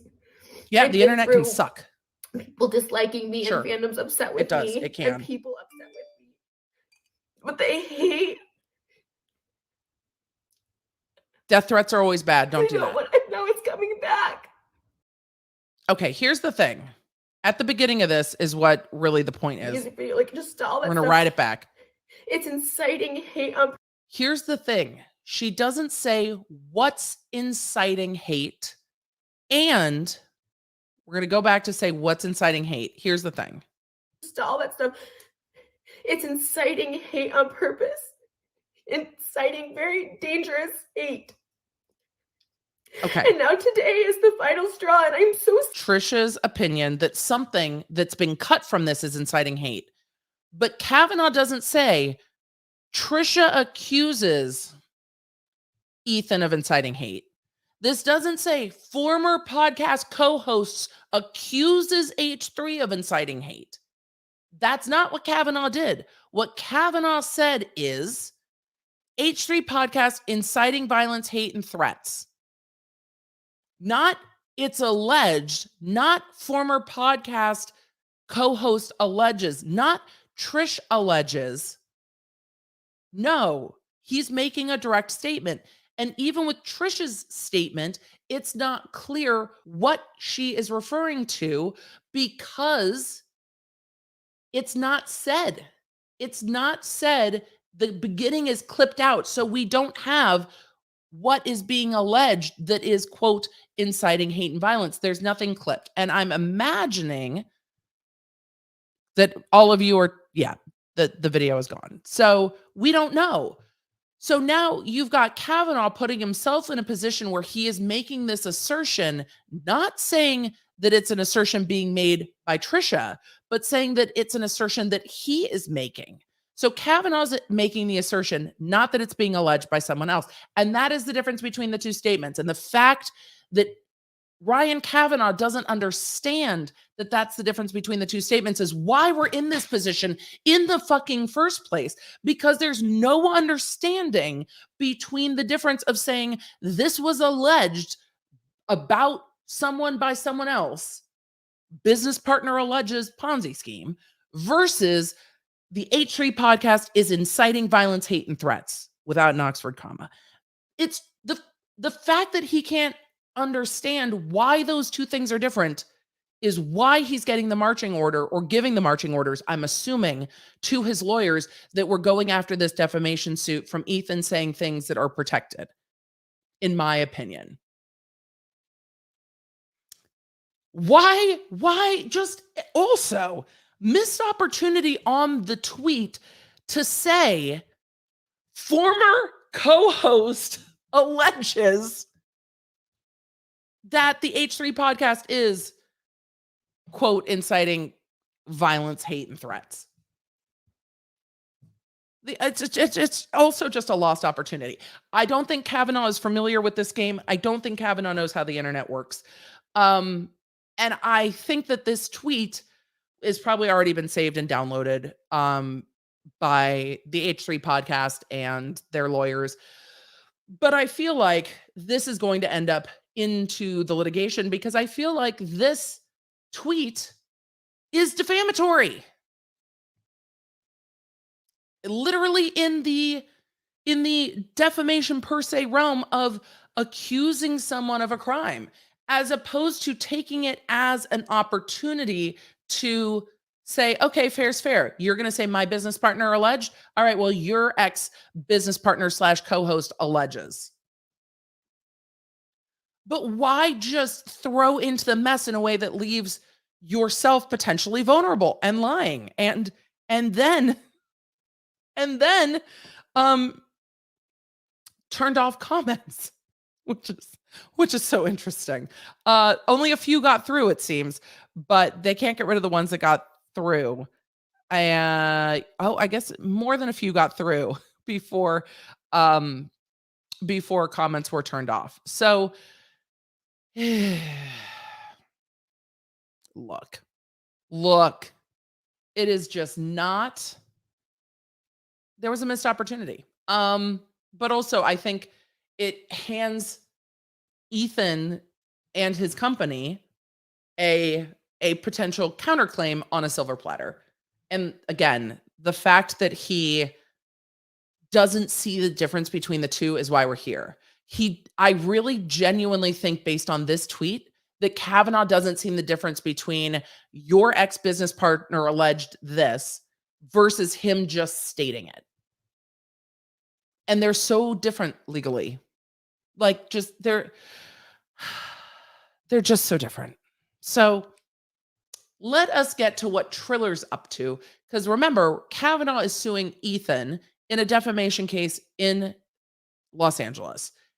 We went over that complaint and all of the random information that was in there, including Trisha's in there, Keemstar's in there. It's like the gang's all here. I feel like it's like it's like Dramageddon, but like with the commentary side of YouTube. It was like, at first we had a murderous conspiracy with like Tati and Shane Dawson and Jeffree Star. And now on the other side, we've got like this whole like triangle of like Trisha Paytas and Keemstar and Ethan Klein and Ryan Kavanaugh and the lawsuits. Just, I feel like there's parallels here to be drawn with, though no one has said murderous conspiracy in any of it. Oh, Mr. Unicorn, do not speak that into the universe. So far, I am not involved in this one at all. The only people who tweeted at are Tom the lawyer, Ryan Kavanaugh. Continue to just tweet at Tom the lawyer. I am occupied in beauty community lawsuits right now. I am not available for other lawsuits at all. Tom the lawyer is. Did you guys see what happened? Did you? Okay, let's just real quick, and then we're gonna get to the others. I actually really like Tom the lawyer. He and I met at Vid Summit in LA. Super fun guy to get to know. Makes great videos. Very funny.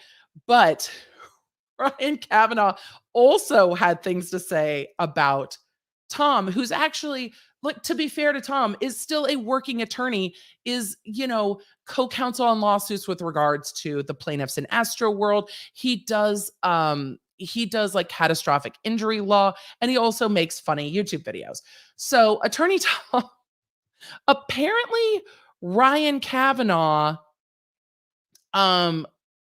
posted this on Instagram and said at H3 Productions, at H3 Podcast, and Ethan Klein, and hashtag Ethan Klein, continues to encourage his followers to threaten people and destroy their lives for his own monetary gain. He is manipulating kids who don't necessarily understand. He doesn't tell the truth and spins words to suit his narrative. His toxic vitriol has already harmed a lot of people, and unfortunately, he's going to cause someone to go too far. Also, don't ever fucking do that. Don't make death threats. We live in the world of shade, not threats. I hope he stops before it's too late. So he's dangling those things out there, which we're now seeing him go further on Twitter. This was 2 days ago, but I don't know when this was. We'll have to go back and look on Instagram. But I'm not that kind of channel, so we're not gonna go do that. I don't care that much. 2 days from whenever this was posted, which was 12/10/21. Thanks, Tom, for dating it. You're such a good lawyer. Let's see. As for now, Be Cool Guy 261 has issued a death threat and will be dealt with by the authorities. That feels threatening. But also, why call out somebody by name and not just report them to the authorities? It's not like, spoken from somebody who's received death threats on the internet. You can just report it to the authorities without also reporting it to Instagram. Just like FYI, you don't have to do both. As for at H3 Podcast, maybe everyone should let the actual evidence be presented in court before allowing a deranged, ad hominem attacks, H word. Yeah, before allowing a personal attack with almost no education be the judge, juror, and executioner. Also with the threatening and harm language. Like, what? Also, attacking someone on their educational level is just base. Like, what are you doing? Just ugh.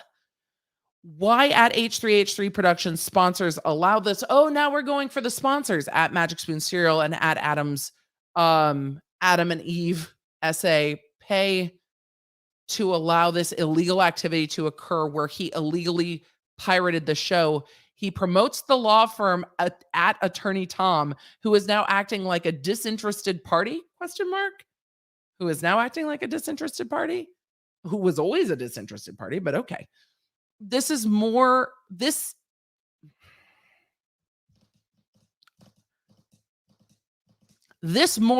string is pulled, the more interesting this story will get.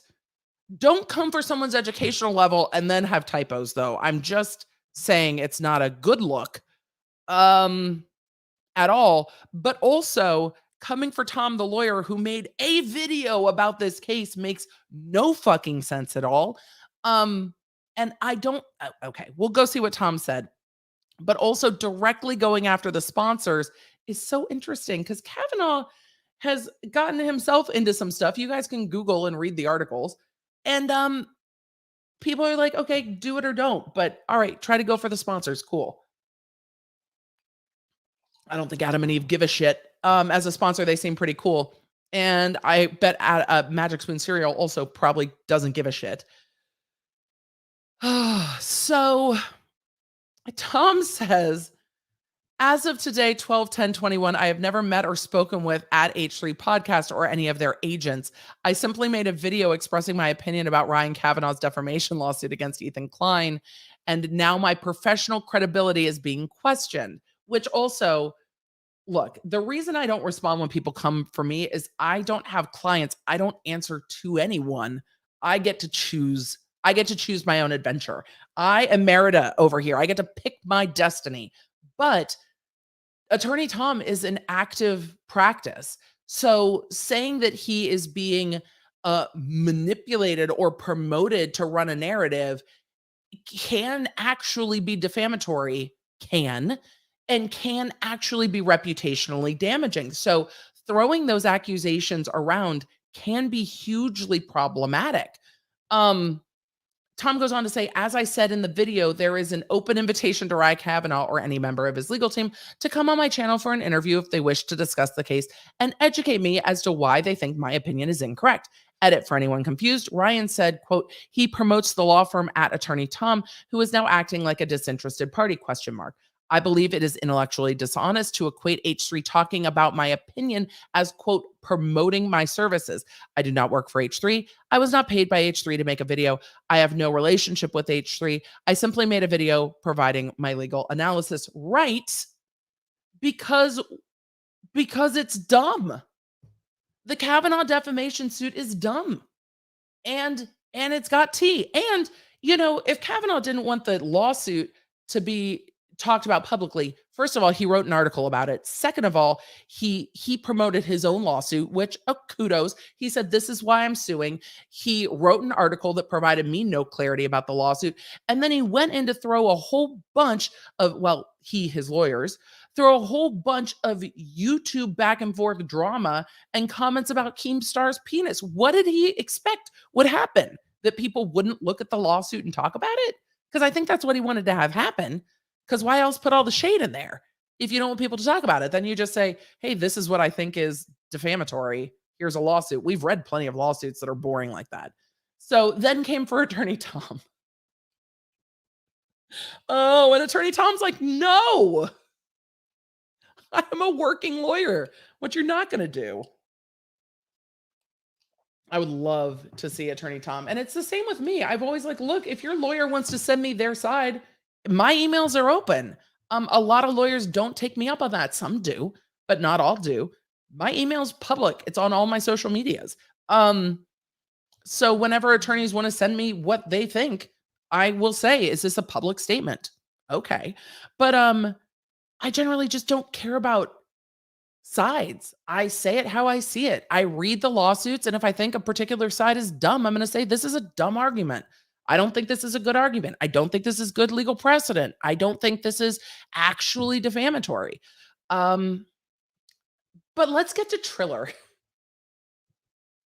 Because we're not here to talk about Kavanaugh today. First, we're going to talk about the 800 pages that Triller filed. I shared them on Twitter if you would like them. They're there. It's on Twitter. If you would like it, at the Emily D. Baker. I've made it publicly available. Have at you. First, though, I think we need to talk about the judge's order because we need to get to that first. So let's talk about... Shonda said the famous Emily D. Baker once said, don't rile the lawyers. That's a bad idea. Yeah, I feel like they're riling Tom the lawyer. And Tom the lawyer is going to drop the knowledge hammer on them. That's what's going to happen. So let's refresh where we're at in the California, not federal lawsuit regarding the App Store reviews. This is at the stage of the proceedings where I think it is about to get kicked out on an anti-SLAPP motion filed by Ethan Klein and his side. And the judge said, the court has considered the parties' briefs regarding the propriety of granting plaintiff Triller's requested oral argument to submit late evidence in support of its opposition. The court has also considered the November 19th arguments of counsel and plaintiff's counsel offer of proof. In the interest of fully adjudicating matters on the merits and in consideration that a grant of an anti-SLAPP motion terminates the litigation at the trial court, which means the litigation's done with prejudice. Do not pass go. Do not collect $200. In fact, pay the other side's legal fees and GFO. That's what an anti-SLAPP is. The judge is considering granting this. This court will permit further evidence and briefing as follows. Plaintiff, Triller, supplemental brief and evidence not to exceed 10 pages. That bit's important. Is to be filed and served on or before December 7th. Defendant's responsive brief not to exceed 10 pages is to be filed and served on or before December 14th. No further filings or requests will be considered. On the court's own motion, the hearing scheduled for December 13th is advanced to this date and continued till November 11th. So then, this was filed December 2nd at 4:53 p.m. Where's my filing stamp? I downloaded this from the court. I don't think it has a filing stamp because it's not filed, because it's a court document. 4:53 p.m., December 2nd. So what Triller does next is filed this declaration also on December 2nd. They filed it before this order came out, and they were filing it as a reply in the motion to consider more evidence. So the court said, okay, first, I want you to tell me if I can add late evidence, why I should or shouldn't. Here's the briefing schedule. And it seems that Triller was still following along that briefing schedule when they filed this declaration. So remember, the court order came out at 4:53 p.m. on December 2nd. Triller filed this motion at 5:45. So I am presuming that they had enough time to be aware of the court's ruling. The court's ruling saying that you have until December 7th to file your additional evidence and your additional briefing, not to exceed 10 pages. What Triller went ahead and did was file this anyway. They still put December 13th on it. Now, again, this could have crossed in the wires that it didn't get timestamped and populated till 5:45, but it actually got submitted earlier than that. It's possible. But they had the December 13th date on here still. That doesn't mean they didn't see it. This firm does wonky stuff that I've seen. So I don't know. This is a declaration in support of the opposition of defendant's special motion to strike. This is not them saying, here's our additional evidence. But then they didn't file anything else. It's still not up. There's still nothing. So it's December 17th. They were supposed to file it by December 7th. There's still nothing. So I think they're just letting this float as their reply, their 10-page reply, that is 819 pages. 819 pages. Seriously. What the fuck?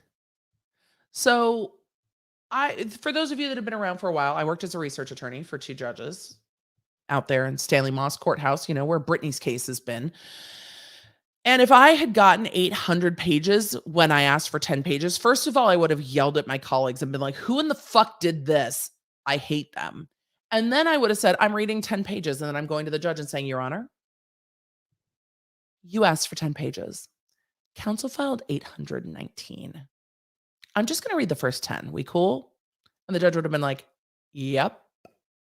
And then that law firm would have gone in my little book of law firms like, mind the gap.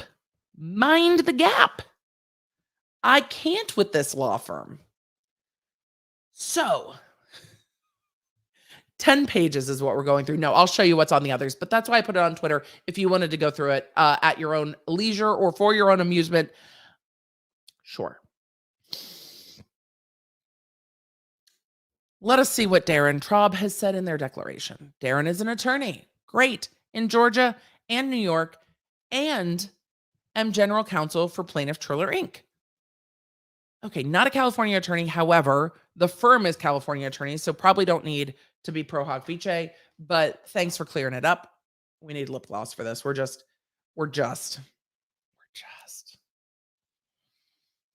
I have personal knowledge of the matters set forth herein. If called as a witness, I would testify. I make this declaration in support of the opposition to the anti-SLAPP motion. Each of the records there is an owl just going for it outside. I'm like, I hear you. They actually say who? Things you don't know when you live in Southern California, like outside of LA. There weren't owls. It's so loud. Tangent. Also, turkeys actually make like the noise that they make on television and movies and shit. It's crazy when you hear it in real life. Things you don't know. You're like, I know that's the turkey noise, but also hearing it live, it's a whole different trip. So hearing the owl out there actually hooing outside my window is a whole ass trip right now. So that is I have been distracted again by nature. I love living near nature. But I have a directional mic, so it probably will absolutely not pick up. Each of the records discussed herein and attached hereto are the original or a duplicate of the original record in Triller's custody. These records were made at or near the time of the occurrence. Okay, foundation. As Triller's general counsel, I have access to Triller's records. Okay, so he is general counsel for Triller and not a part of the Novian and Novian firm, who is the local counsel in LA. So that makes sense that Triller's general counsel would be out of New York. Fair enough. As evidenced by the business records submitted with this declaration and other pleadings. Yeah, because you already submitted them. Approximately 2,505 one-star reviews of the Triller app were left in the App Store.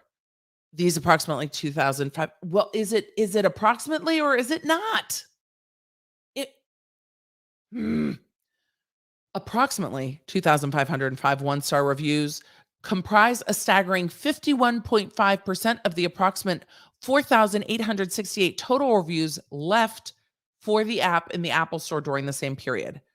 So half of them are one-star reviews.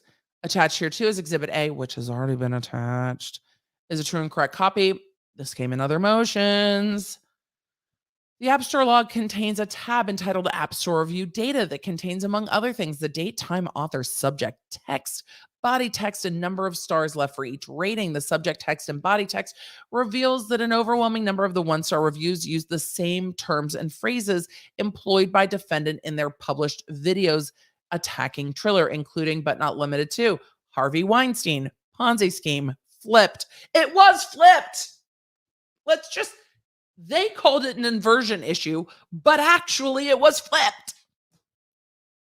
Actually flipped. Okay.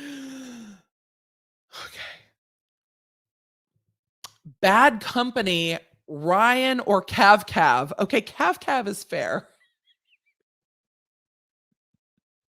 Allegedly, fair and true review and Kevin Hart. Look. Why are we still dragging Kevin Hart into this?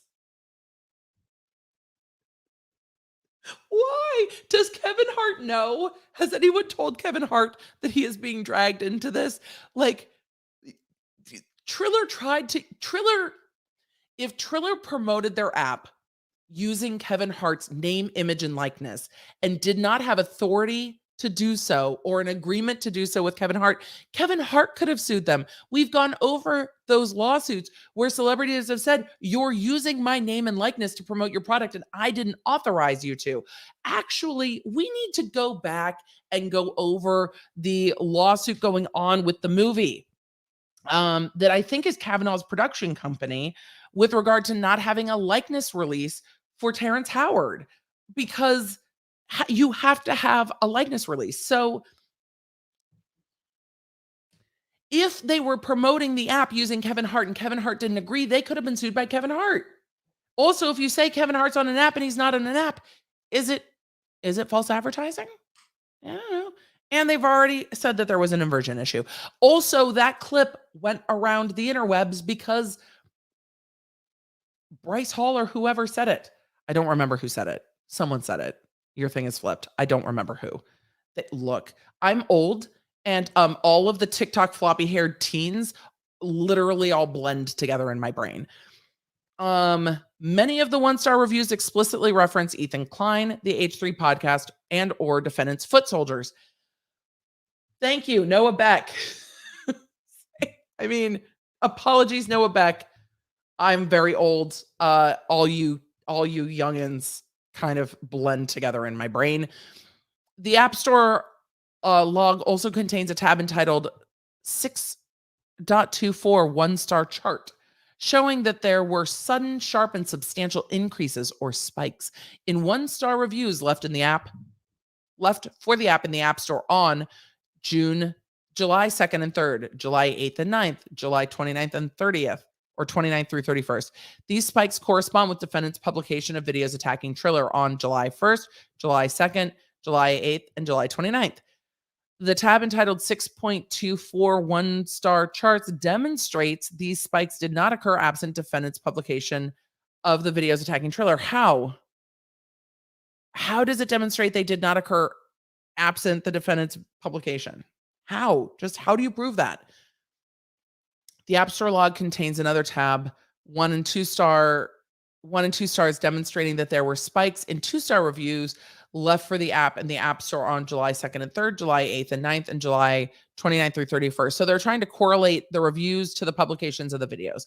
At least that's a correlation of something. As evidenced by the business records submitted with the declaration and the other pleadings and filings in this matter as a result of defendant's conduct, approximately 1,314 one-star reviews were left for the app in the Google Play Store, which is 16% of the 8,200 total reviews left for the app during the same time period. So 16% of reviews. Attached is Exhibit B, a true and correct copy of the log for the Google Play Store, which seems to be mostly the same, where it tracks the words Harvey Weinstein, Ponzi scheme, flipped, bad company, Ryan or Cav, allegedly fair and true review, Kevin Hart. Many of the one-star reviews explicitly reference Ethan Klein, the H3 podcast, or the defendant's foot soldiers. Because Android devices were never affected by any inversion issue, any review of the Google Play Store, which contains applications for Android devices that uses the word flipped, is necessarily not based on the Android user's experience. So they're saying that flipped couldn't have happened on an Android device. All right. They continue to correlate the same dates as the last one. At the same time, the defendants, quote, foot soldiers, oh, they didn't say quote, I'm saying quote, either way, left thousands of one-star reviews for the app. The app's overall rating and conversion rate, or the percentage of consumers who choose to download the app after viewing the App Store or Google Play Store, both decreased. Where's the rest of that, though? Decreased by how much? What was it before and what was it after? You can't just say it decreased. I need more information. In addition, at the same time, defendants and defendants' foot soldiers left thousands. The defendants left one review. Are there multiple? Is there proof that Ethan left more? Because I haven't seen it. We are going to Real Housewives of Salt Lake City fluff our auras to continue on with this, because I need more information about how you say it decreased, please. In addition, at the time, defendants and defendants' foot soldiers left thousands of one-star reviews for the app. The app's conversion cost or costs associated with each user downloading the app after viewing it in the App Store or Google Play Store increased from as low as 0.3% per user on April 10th before defendants. April's a long time before June, though, in the worlds of apps. April's quite a long time before June. That's 2 months before. A lot can change in the cost of acquiring a customer in 2 months. But okay. Increased from as low as, was this an average or was this like a one-off? Look, bad data in is not going to help. There needs... Okay, I'm just keep reading, Emily. Just keep reading. Just keep reading. Oh, we're not going through all 800 pages. Don't get it flipped. We're just gonna go through 10, because 10's all the court's gonna go through.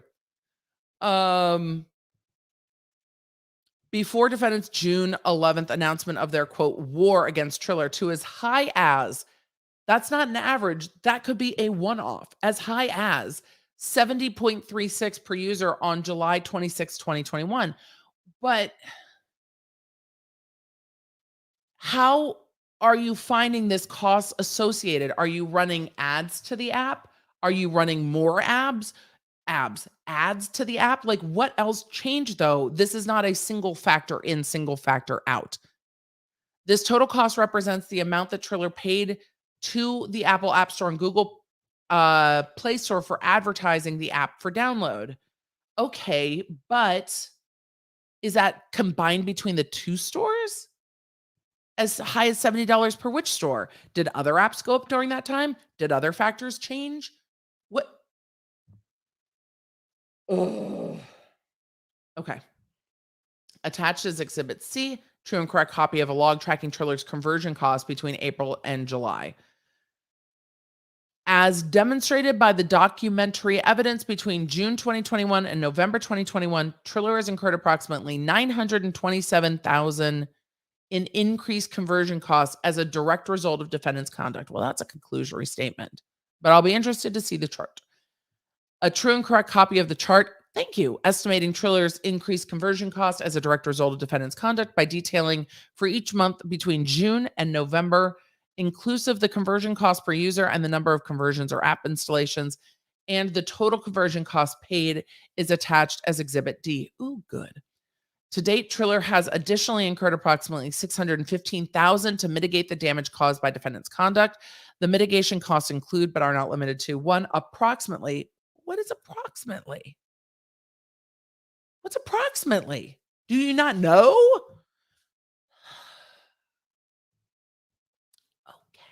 Okay. Approximately $84,000 to Fixture. Are we going with a PH as an F?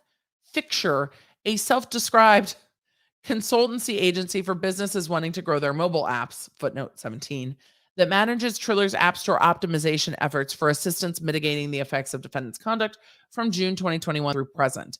And two, approximately $531,000 in salaries and related expenses to fund the development of Triller's in-app ratings prompt, which was created in response to defendant's conduct and prompts active users of the App Store to leave a review on the Apple App Store and Google Play Store. Literally at least half of the apps I use have that feature though. Like, did Triller not have this feature before? Was this in development before? Like, I have so many questions because all the time it's like, sorry, lip gloss, RIP. All the time it's like, did you like this app? Would you like to leave a review? Here, leave your review. Push the amount of stars. Would you like to type something? No. All the time. This is not new and novel. I want to know why it costs $500,000 to do that. I have questions. Aubrey said the same thing. Doesn't literally every app have this? Yes. Yes. In addition to the foregoing damages that Triller is presently able to quantify, defendants' actions have caused additional damages, including reputational damages and damages to Triller's goodwill that Triller is not yet able to quantify. At the approximate time, Triller will retain expert witnesses to quantify these additional damages. Not if this case is dismissed at anti-SLAPP, it won't, including reputational damage and damage to Triller's goodwill as part of this litigation. So that is the end of that is 5 pages of the kind of meat and potatoes. And then we get into the charts. The chart I was most interested in is like charts C and D. So we're going to scroll through each of the charts, but exhibit A is the same list that was attached before of all of the App Store ratings. And it's not just 1 star. There are 3-star, 4-star, and 5-star reviews in here. This says trash update. Okay, so the update's trash. How are you going to attribute that to a podcast episode? People are not happy with the updates in multiple languages. Bring back the old filters. Bring back the old Triller filters. Ugly AF. These new filters ain't it, sweetie. Like, these are reviews based on the app itself, and I don't see the dates on any of the. Oh, there they are. So these are from January. So they've included everything for this judge, including stuff in January. Well, why are you including stuff in January? Is it relevant? Because all that you're showing me in this is that people are disappointed with the new filters, and people are really pissed about the new filters, and they don't like them. I can't save my video. Okay, that would really piss me off too. Damn, I miss the old Triller. This update is horrible. So people are pissed off at the update. Okay. Trash, deleted, lenses. These filters are horrible. Fix the app. So all of these 1-star ratings that we're seeing in January, and there are plenty of them, are about the filters and the update, and they're mad. So how do you say that this increased? I want to see it. Let's see. Maybe we'll get there. They've highlighted the 2, 3, and 5-star reviews, but people are still mad. This is now February. Bring back the original filters. Bad filters, so much worse than it used to be. Can't get past selecting a song. I'm sorry, Belgium, I cannot read that. If you're a rapper, don't use. Disappointed. Very bad update. The update app won't load. Old filters. It's taking up storage. Appearance errors. Bad update. Trash update. Triller, you suck. Like these are from February, well before June and July, when they're accusing the H3 of talking about it. So I think a judge could easily look at everything because, of course, they included the whole year. So if the judge is inclined to look at it, the judge can look at it and say, okay, well, you had plenty of one-star reviews before. How are you saying that your one-star reviews are all from the podcast? Because there's plenty of these reviews, and you guys, this is uploaded on Twitter if you want to go see it. No more cool filters. No longer make cool music video snippets. Thanks, guys. It was better before the changes. Crash control, trash, not connecting, aggravated, video selection error. Every update gets worse. Downgrade, bruh. This won't let me verify my account, so I can't follow anyone. Why Triller is just like TikTok. Noah Beck. Oh wait, here's Noah Beck. This is from March. I see Noah Beck's name. Noah Beck. I don't know if he's in there, but yeah, Charlie D'Amelio, Dixie D'Amelio. 2-star review. Okay. Noah Beck played in February. Not good. Let us upload our own audios. Not working on AirPlay. I'm sorry. I don't like it. It's nothing like TikTok and it has a lot of glitches. I would rather get a different app than this one 24/7. Take my advice, find something else. You can only delete your account by messaging support. I wouldn't like that at all. So the 1-star reviews here before, this is now March, are plenty. Also there's more. Okay. Can't change my email. Bring back the OG Triller. Trash app on multiple platforms. Missed Veru's. Veru's acquisition killed it. I have no idea what that's about. Earth, Wind, and Fire, Veru's, Isley Brothers. Listen to Earth, Wind, and Fire versus, oh, that says versus. This doesn't say versus. There's Z's in that. Listening to Earth, Wind, and Fire versus Isley Brothers. It keeps buffering or freezing. It's bad. They want their Earth, Wind, and Fire, people. Let's let them have it. Please don't focus on music and add more categories. Love Triller. Lack of new creators. 18 plus. All right. Use of women's bodies to get more to download the app. That seems like a valid criticism. That's from April.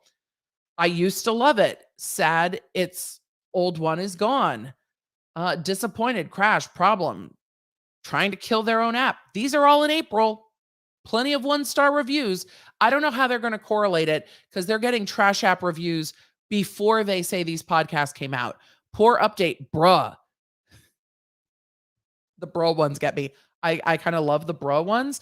Bruh. This is literally an off-brand TikTok. Like TikTok is way better. When in the end of the year I downloaded... I think that means Triller, but it says I downloaded it was really slow and had a lot of glitches. Basically, it didn't work properly and it's so annoying to use. I just once or twice only, then I offloaded a few days ago. I decided to update it. And now when I use it on a completely different app, so smooth, it works great. Doesn't like it used to. It really is a massive improvement. Okay, well, bruh, did you give it 1 star? Still gave it 1 star. Oh, that might've been part of the 4-star review too. Okay, fair. Without lines across, it's very hard for me to track because I can't highlight. Terrible app now. Bring back the old effects. So people had issues with this and the effects. April. There's a few 5-star reviews in April as well. This looks like more 5-star reviews than we've seen on any of the other tabs or pages. So now we're into June. Ripoff. This is a ripoff version of TikTok. Okay, well, how are you going to attribute that to the H3 podcast? Because people think it's a ripoff. Those reviews have been throughout since the beginning of the year. So I don't know how they're attributing this, and the distribution doesn't seem that different. Here's a massive distribution in June of 5-star reviews. Okay. And then 1-star reviews. These are from July 1st. Terrible and glitchy, horrible app, TikTok ripoff, awful, knockoff TikTok, TikTok but somehow worse. And these are things people said before. So this is a greater distribution, it seems visually, of 1-star reviews, but also a lot of them are saying TikTok ripoff, like TikTok but awful. So what else happened during this time? Did they increase their ad budget and more people downloaded it and said, hey, it's a TikTok ripoff? Because those reviews are consistent throughout. So I don't know how they're going to correlate this for the judge. This does seem distributedly like more 1-star reviews in a row, but that could be other factors. So David Dobrik is the reason I'm here. The reason I'm on the app is because of David Dobrik. Great. They probably didn't come from the H3 podcast and they left a 5-star review. So where is their next chart? I'm looking for a chart. We are now in July. It'd be really interesting if they increase their advertising budget too. There definitely needs to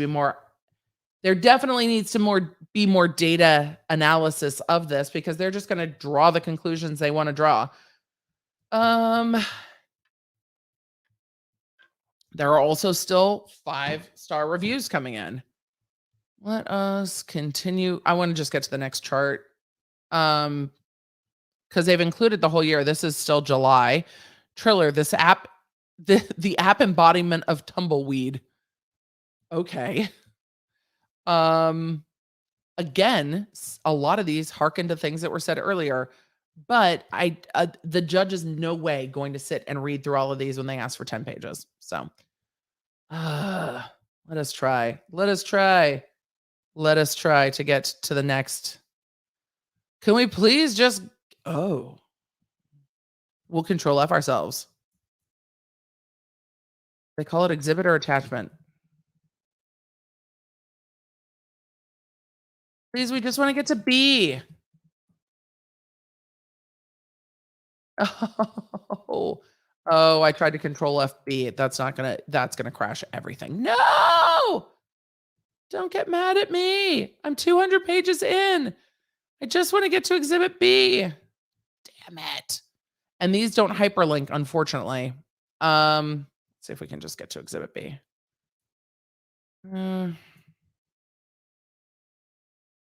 Please. Yay! Okay, we've got a different chart. All right, we're 321 pages in. I'm so glad I didn't have to keep scrolling. This looks like they're correlated app store reviews. Okay, great. 5 stars. This looks like the exact same amount of reviews with a little less information. So let's just go to exhibit C. Yes. Let us go to exhibit C, please. Can we get to the good part? Oh, fucking hell. Where's the rest of the table? Like, how are we deriving this data? It's just, okay. So without having more, they're showing cost. I think they're trying to show acquisition costs, and they're showing occasional spikes per day, but those spikes dissipate in this median, like ramping up around April. But what else changed? Okay, but what else changed? Series 1, great. The judge is going to be like, there's no way. There's no way. I'm going through all of this.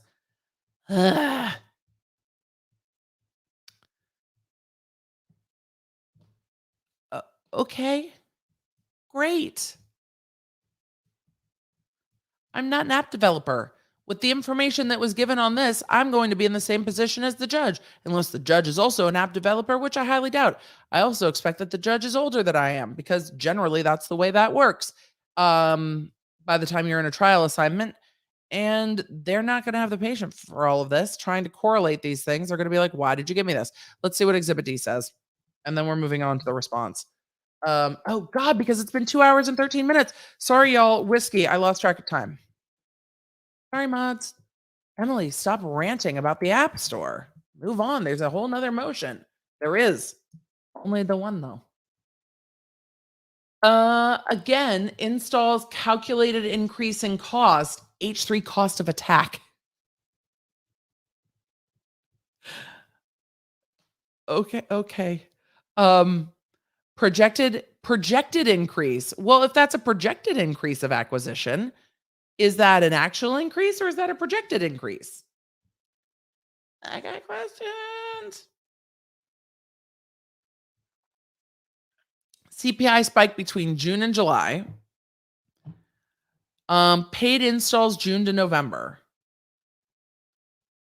Well, which one's June? Is this one June? Is this November? I'm guessing the 6th probably gives it away. So June, July, it went down. August, September, October, November, also down. But all of this is heated up. So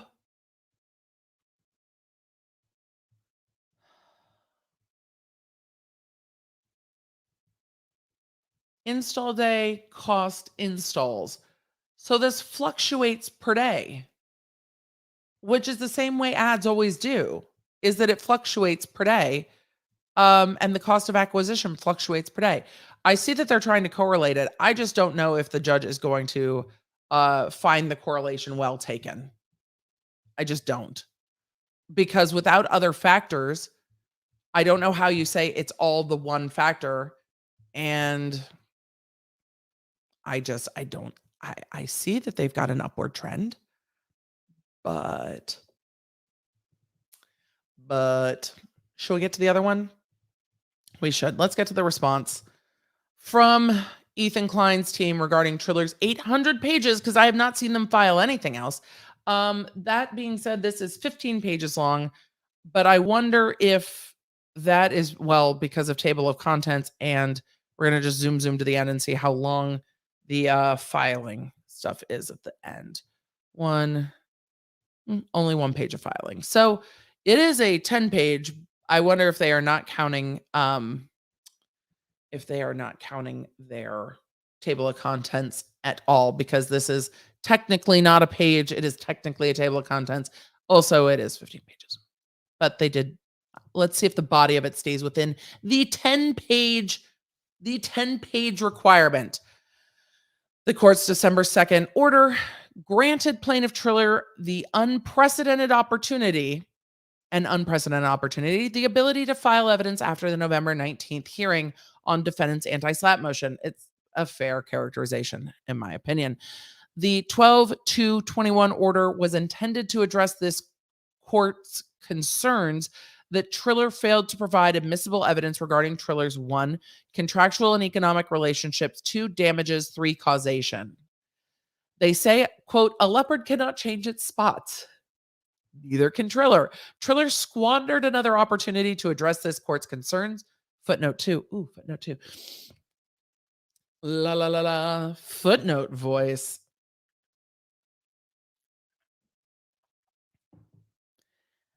This is no different from Triller's failure to properly address the issue of improper joinder raised by the Honorable Percy Anderson in the copyright action declaration of Lincoln Brandlow filed on September 8th, 2021. That is a sassy footnote. We appreciate a sassy footnote. This isn't dislike Triller going, but Your Honor, give us more time. And Judge Anderson was like, yeah, no, yeet.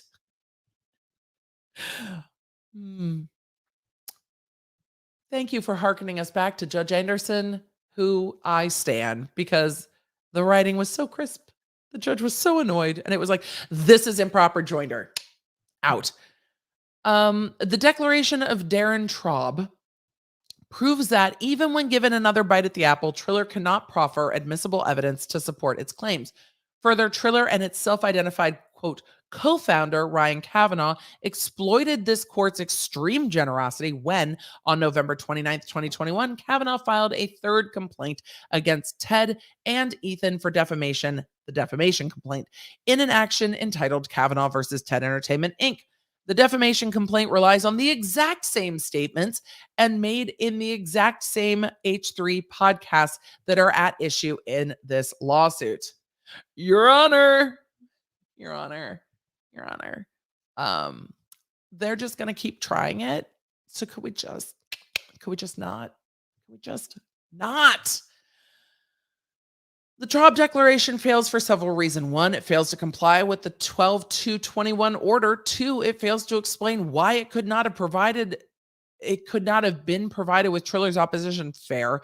Three, it contends and its contents and exhibits do not contain business records that are exempt from the hearsay rule. Fair. It contains improper expert testimony. Five, its contents and exhibits are incomprehensible. Fair. Y'all are like, Emily, go back and read the header. Did I miss a header? What header did I miss? I didn't miss a header. That's a table of authorities. Defendant's response to Triller's late filed evidence. I mean, it's what it is. I don't think I missed a header. Points of authorities. We're in the introduction. We're just at the introduction. We're not there. Hold on. Where was I? This is why I don't always look at the chat, because I just get so distracted. That's not your fault. It's my fault. It is me. It is on me. All right. It fails to demonstrate a contractual or economic wait a second. It's incomprehensible. That's where we were. 5. Its contents and exhibits are incomprehensible. Inconceivable. It fails to demonstrate a contractual or economic relationship between Triller and third parties. It fails to demonstrate damages. This is a typo. It says if instead of it. It fails to demonstrate causation. It fails to refute that the First Amendment and 47 USC Section 230 bars Triller's claims. The time has come. For Triller and Kavanaugh's abuse of the judicial system and defendants to end. The court correctly noted at the hearing that Triller's claims arise from protected activity under the anti-SLAPP statute, and Triller failed to provide admissible evidence to demonstrate its claims had minimal merit. Nothing has changed. To the contrary, the trial declaration only emphasizes that this lawsuit is meant to punish and silence lawful speech. Therefore, for the reasons stated in this brief, defendants respectfully request that this court convert its tentative decision to grant their anti-SLAPP motion into a full and final order. Order! I will have order! The trial declaration fails to comply with the 12-2 order. The 12-2-21 order clearly states Triller's supplemental brief and evidence were not to exceed 10 pages. Triller violated the order by filing a mind-boggling 817 pages of evidence. Fair. Given Triller's failure to comply with the order, this court should disregard the declaration in its entirety, or at least the 807 excess pages. Also fair. Also fair. Triller's failure to comply with the order is attributable to Triller not knowing about the 12-2-21 order. As of December 2nd, 2021, the original deadline for Triller to file late evidence, if the court granted it permission, neither Triller nor the defendants knew of the 12-2-2021 order because it was served by mail. Oh, fair. And the court did not notify the parties of the 12-2 order on the date it was issued. Oh, we have more information. I love it. Footnote 3. Indeed, on December 3rd, 2021, defendant's counsel emailed Triller's counsel inquiring whether Triller had a copy of the 12-2 order or knew of its contents. Triller's counsel never responded, demonstrating Triller filed the declaration without knowing of the 12-2-21 order. Well, that's good. I mean, they always have more information than I do, which is why I always say it could be this or it could be that. So the parties learned of the order on December 3rd when the court clerk generously, always flatter the clerk. Well played. generously served the 12-2 order on the parties by email. This makes clear that Triller intended to file the declaration irrespective of whether the court gave it permission. Ooh, the shade. Oh my. It was like, Your Honor, they were just going to do WTF they wanted. And they did, because they didn't even wait for you to order. They just like barged ahead and filed it. I'm sure Triller would say, I thought the deadline was this, but then why not file something in between the deadline, withdraw that filing and file one that doesn't go over the page count on December, I don't know, 6th or 7th before your deadline? Why not rectify it? And they could have, though, to be fair, they could have sent an email to the research attorney or court clerk asking about that, but we wouldn't know of that. The court should refuse to consider the declaration. The court has broad discretion under Rule 3.1300 of the Rules of Court to refuse to consider papers served and filed beyond the deadline without a prior court order finding good cause for late submission. Yes. Something as a research attorney I very much appreciated. I was like, Your Honor. He's like, Emily, they're like 4 minutes late. I'm like, I know, but I don't want to do it. Days late, though. Yeet.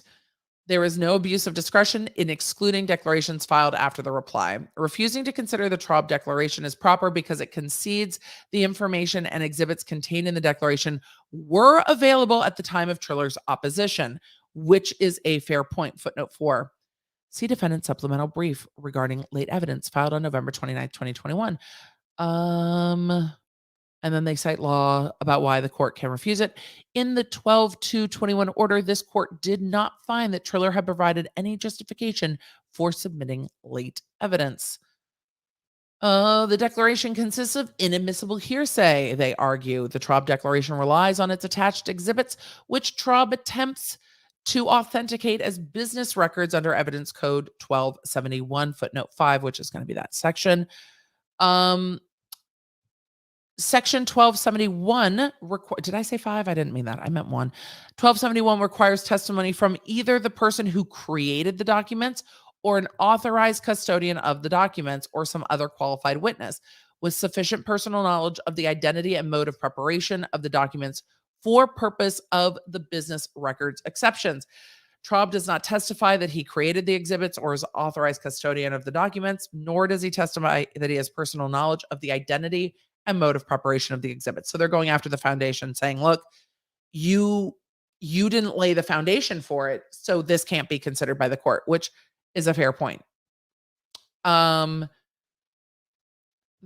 go on to say, let alone proffer facts demonstrating he has such knowledge. This is because Traub only began working for Triller in November 2021. Footnote 6. Ooh, LinkedIn. They pulled his LinkedIn. See LinkedIn current as of this filing. Additionally, a December 6, 2021 search of the Georgia and New York State Bar websites show information from his previous employer, WWE.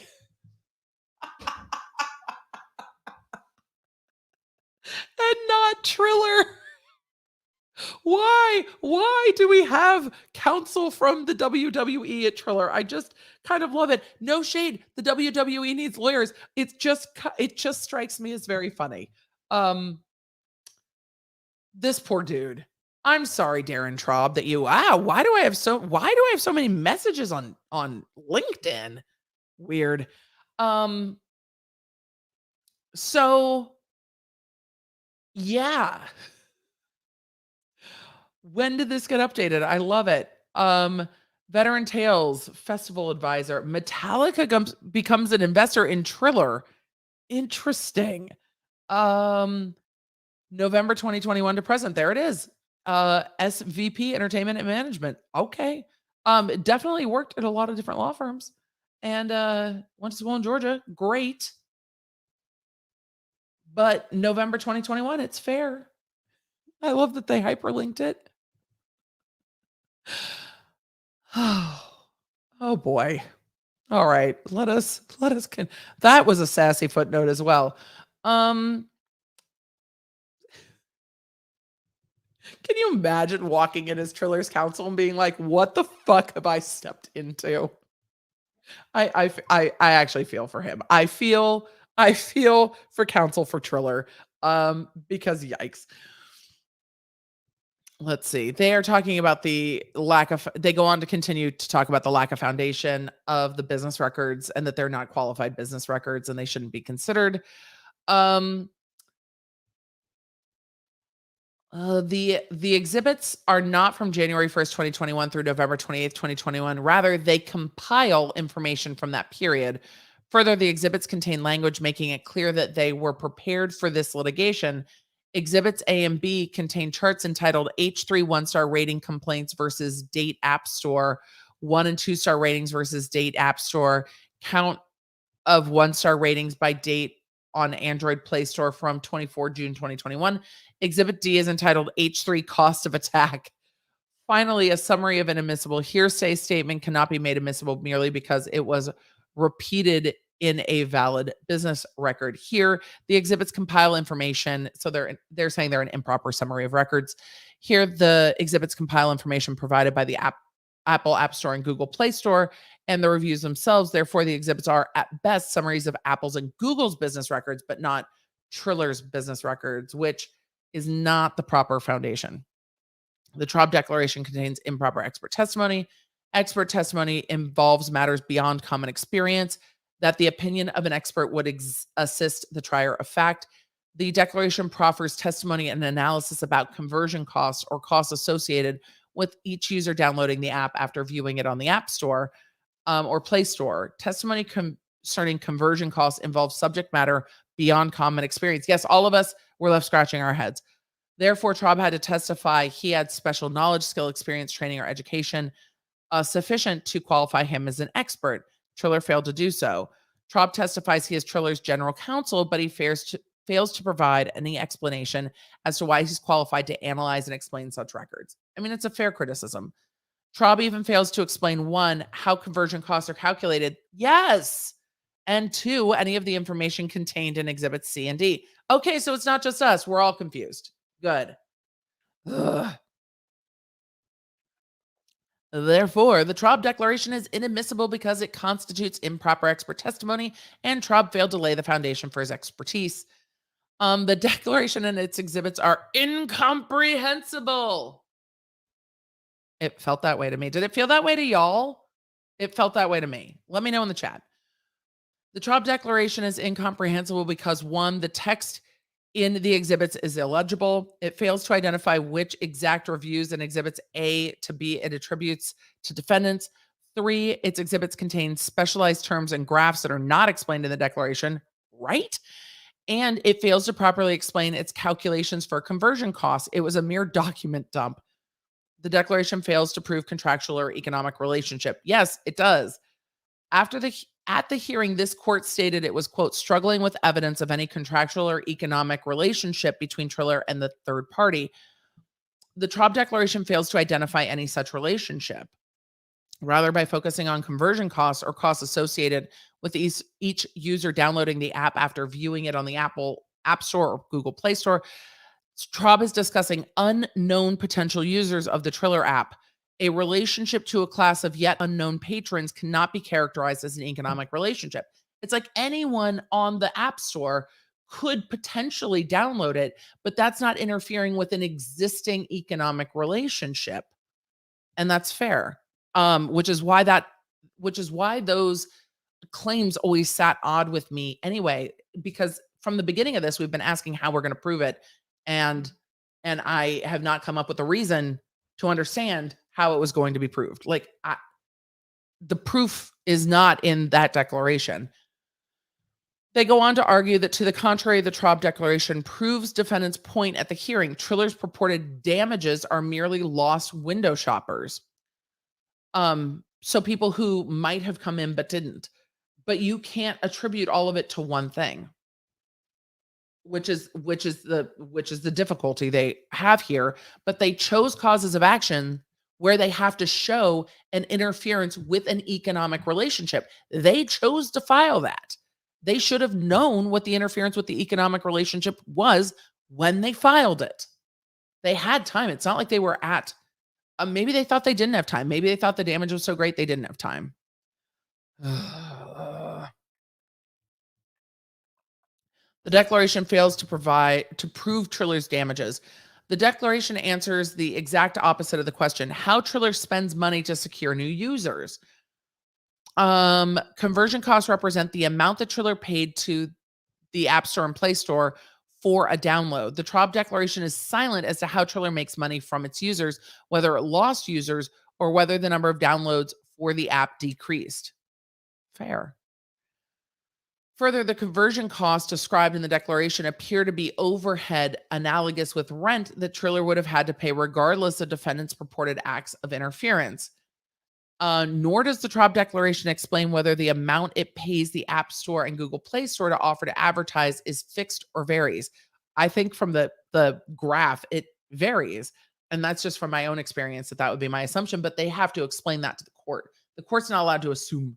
So if the amount is fixed, Triller would have to pay this amount to Apple and Google regardless of defendant's conduct. If the amount varies, the declaration fails to explain what makes the amount vary and why defendants are supposedly responsible for the increased amount. Footnote 10. For example, suppose the amount varies based on the number of views of the web page hosting the Triller app. Such costs would increase as a result of individuals leaving reviews, but would not necessarily result in losing unknown prospective users. Moreover, aside from the conclusory statements, the declaration fails to explain how retaining feature, or creating an in-app ratings prompt constitutes cognizable damages under a tortious interference theory. They're saying that Fixture manages Triller's optimization efforts to assist in mitigating the effects of defendant's conduct from June 2021 through present. The declaration does not explain how optimization affects the downloads of the app. True. It also states that the in-app ratings prompt promotes active users of the app to leave a review. Again, it fails to explain how the prompt affects the downloads of Triller. Footnote 11. In-app rating prompts are pervasive on all types of applications. Hey, it's like we said, chat. And Triller fails to explain why defendants, as opposed to normal business reasons, caused the development of the prompt. I would be so curious why wouldn't they have had that at launch, though? Anyway, they go on to argue, rather, Traub says that Triller's damages are purported, quote, reputational damages and damages to Triller's goodwill from the lower App Store and Play Store ratings. Such damages are not cognizable under a tortious interference theory because tortious interference damages are measured by, quote, the economic benefits or advantages reasonably expected from the relationship, not the procuring of the relationship, the actual relationship. In sum, despite the court explicitly telling Triller what it required to prove damages and the extraordinary opportunity to prove those damages, Triller failed to prove its damages. Again, the declaration fails to demonstrate causation. This is the part we struggled with. At the hearing, the court asked several questions regarding how defendant's conduct allegedly caused the damages. The declaration fails to demonstrate that defendant's conduct somehow caused Triller damages under a tortious interference theory. Rather, Traub only testifies that there was an increase in negative reviews that supposedly correlated with the H3 podcast episodes discussing Triller and Kavanaugh. The Traub declaration does not discuss how those negative reviews were a substantial factor in causing Triller to lose existing or potential users. One would think if it existed, they would have just shown it, let alone how defendant's conduct resulted in Triller losing the economic benefits of those relationships. 13. The Traub declaration also seeks to introduce correlations between the reviews and statements made in the podcast from July 29, 2021.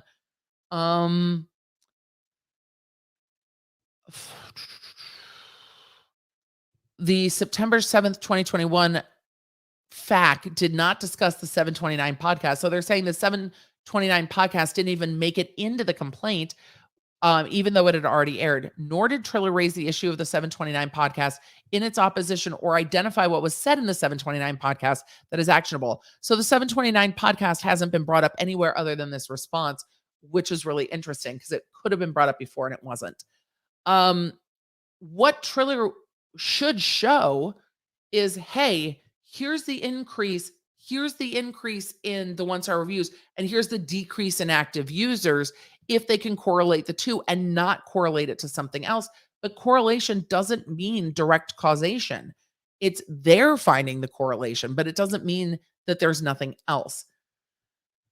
They say at best, Traub attempts to argue that defendants were responsible for causing third parties to leave negative reviews on the apps and Play Store, which resulted in an increased conversion cost.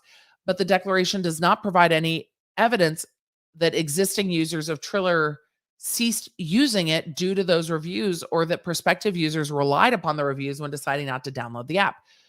The declaration fails to properly attribute negative and false reviews to defendants. That's true. It didn't point them out at all. Rather, the declaration attributes certain negative reviews to defendants because they contain certain terms.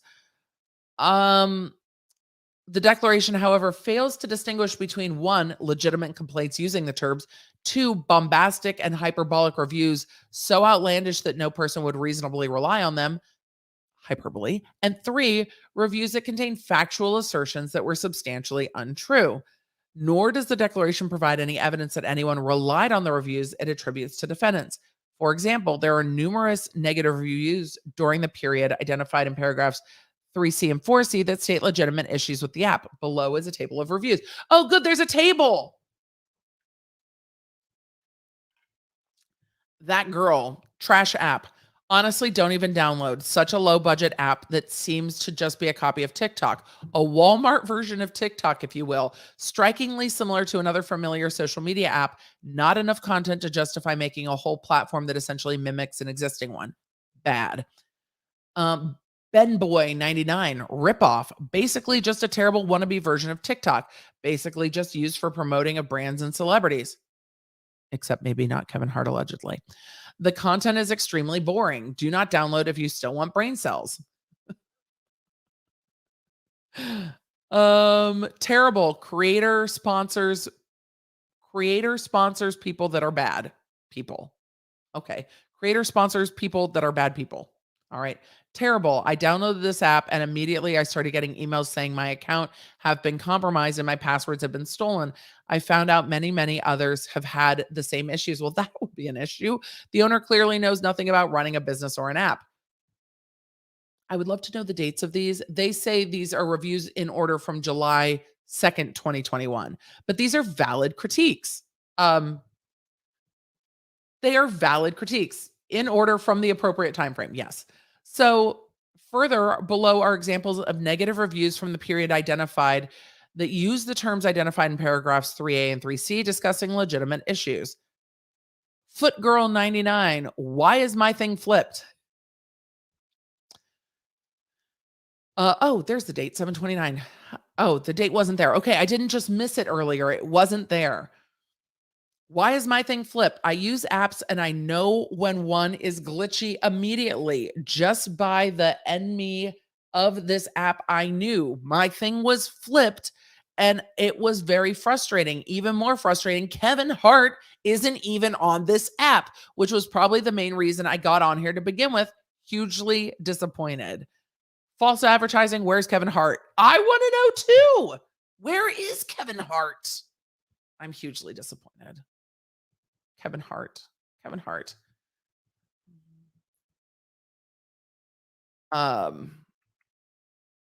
Cluttered ad redden. I think they mean ridden, but fair. I can't spell either. Super glitchy and ad ridden app. Oh, there we go. So cluttered that you struggle to focus on the low resolution videos. Also, I hear that the CEO, Ryan Kay, has been accused by his business partners of running a Ponzi scheme. Not a good app. I would give it a lower rating. If I could give it a lower rating, I would.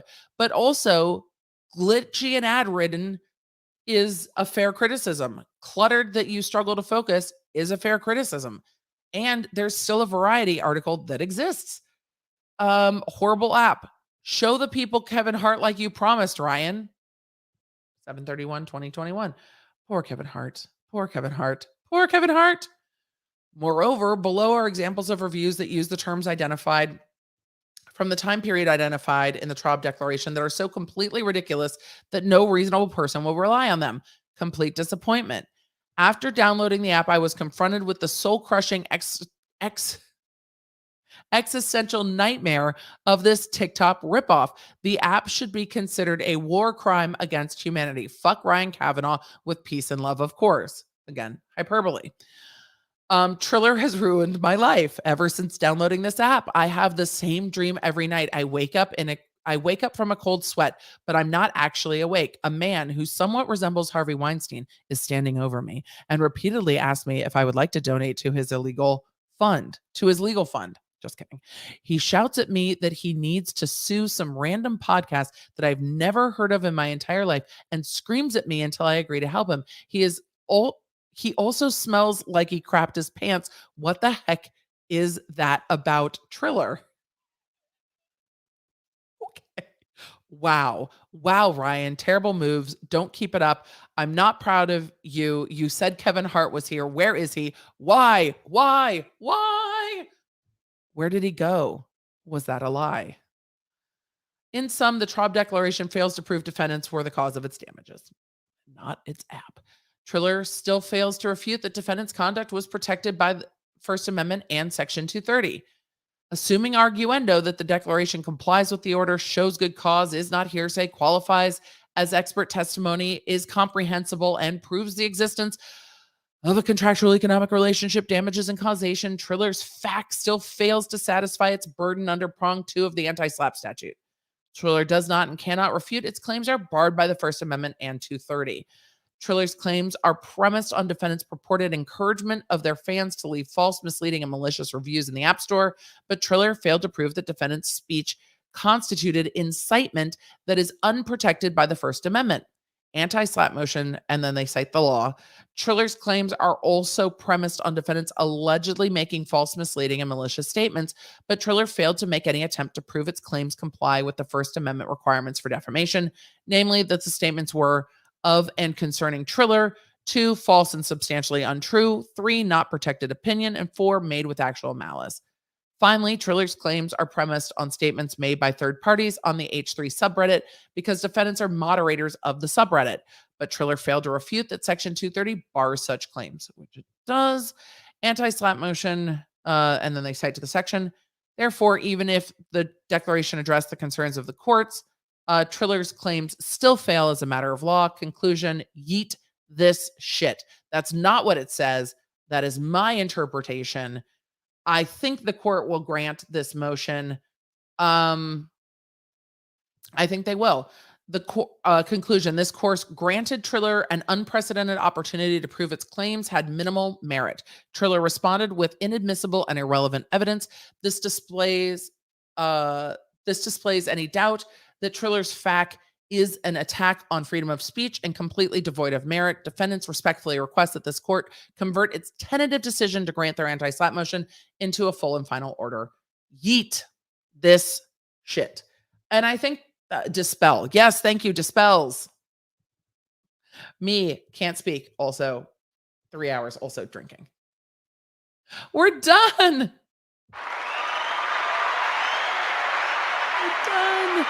We're done. All right. I think the court's going to yeet it. Also, if you appreciate the breakdown, do the likey, subscribey things. I have there's still over 4,000 of you here. Thank you. I have no idea where we're at with likes. I have not checked, but I think that the court will probably be persuaded. That's my thought. The correlation is an issue. They tried to correlate it. Like, look, it shows that it cost us more to get customers, but without anything else and without any other context, I don't think that the court is going to be able to find that Triller can succeed on this claim. I just don't. This is supposed to come back on November 11th. It was so odd to me, and it remains odd to me, and I would love someone to explain to me why they didn't just withdraw that declaration and file a proper motion with the additional evidence. Because again, they filed it December 2nd, but they had until December 7th. When the court gives you time, take it. Take the time. You could be like, hey, after reviewing the court's order, we are respectfully withdrawing the declaration, and then just format it into a motion and make it make sense. but they didn't. And still, 10 days later, nothing is filed. And now it's well too late.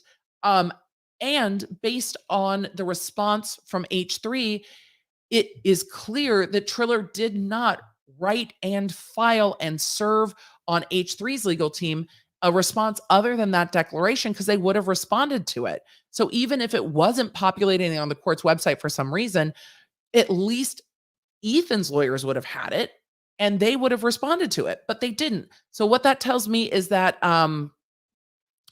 they're relying on that declaration, and I don't think it's going to get them there.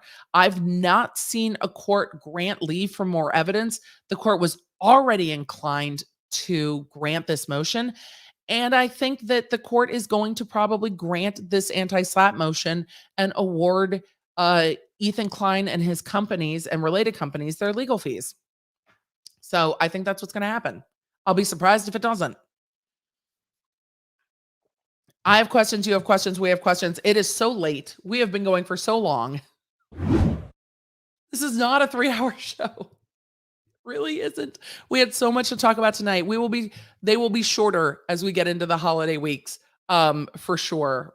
And I really did enjoy talking about Aldi, and I really did want to get through this, this case, because it just is a mess. And next week we're going to be talking about the Chalene Johnson lawsuit and really people suing to make other people shut the fuck up. Now, if there's valid causes of action, I'm never saying somebody should just let it go, but at some point it's just harassing and it's just crazy. So we will see what happens. I'm going to try to get to some of the super chats.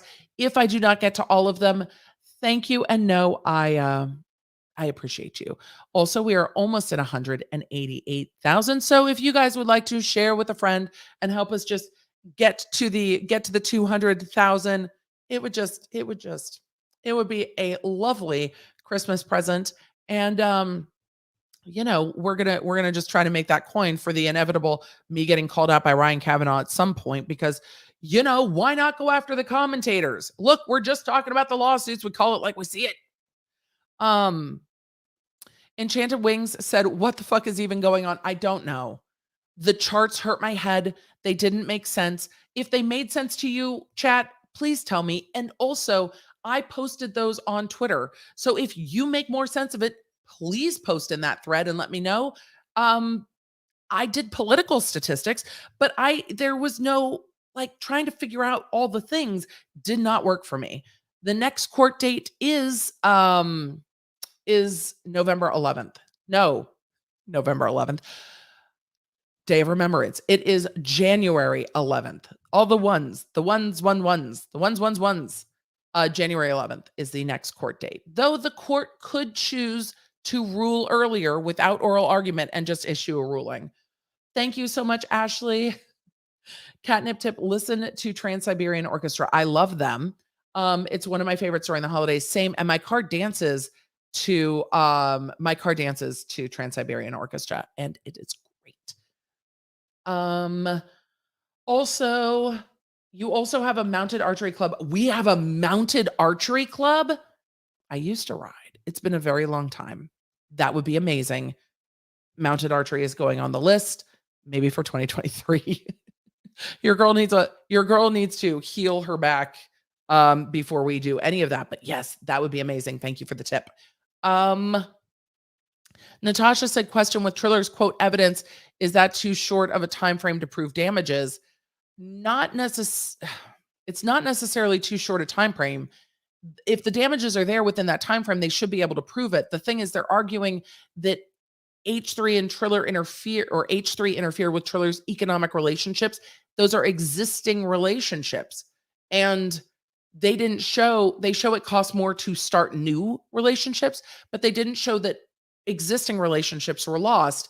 And it would be like, oh, I don't know. It would be like, here, let's just pull an example out of the air. Hold on. We're going to pull a hypothetical real quick. I need an example.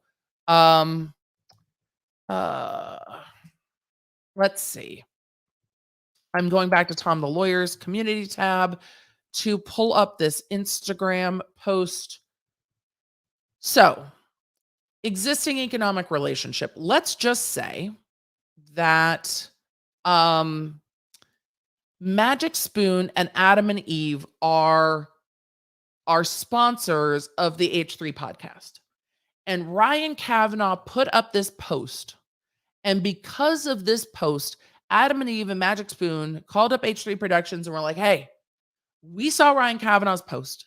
And Cav said, we can no longer sponsor you. And he's a big Hollywood producer and he's the head of Triller. And Triller has an existing economic relationship with Magic Spoon. And they are threatening, hypothetically, they are threatening to take away that economic relationship if we don't break ties with you. So we have to break ties with you. So if they then break ties with him, that was an existing economic relationship that H3 had. And that existing economic relationship was interfered with. So could that be actionable? Yes. But that's different than saying, yeah, but it was harder to get new people to buy. That's not an existing economic relationship. And again, Triller chose what causes of action they wanted to bring. They could have chose to not to, but they didn't.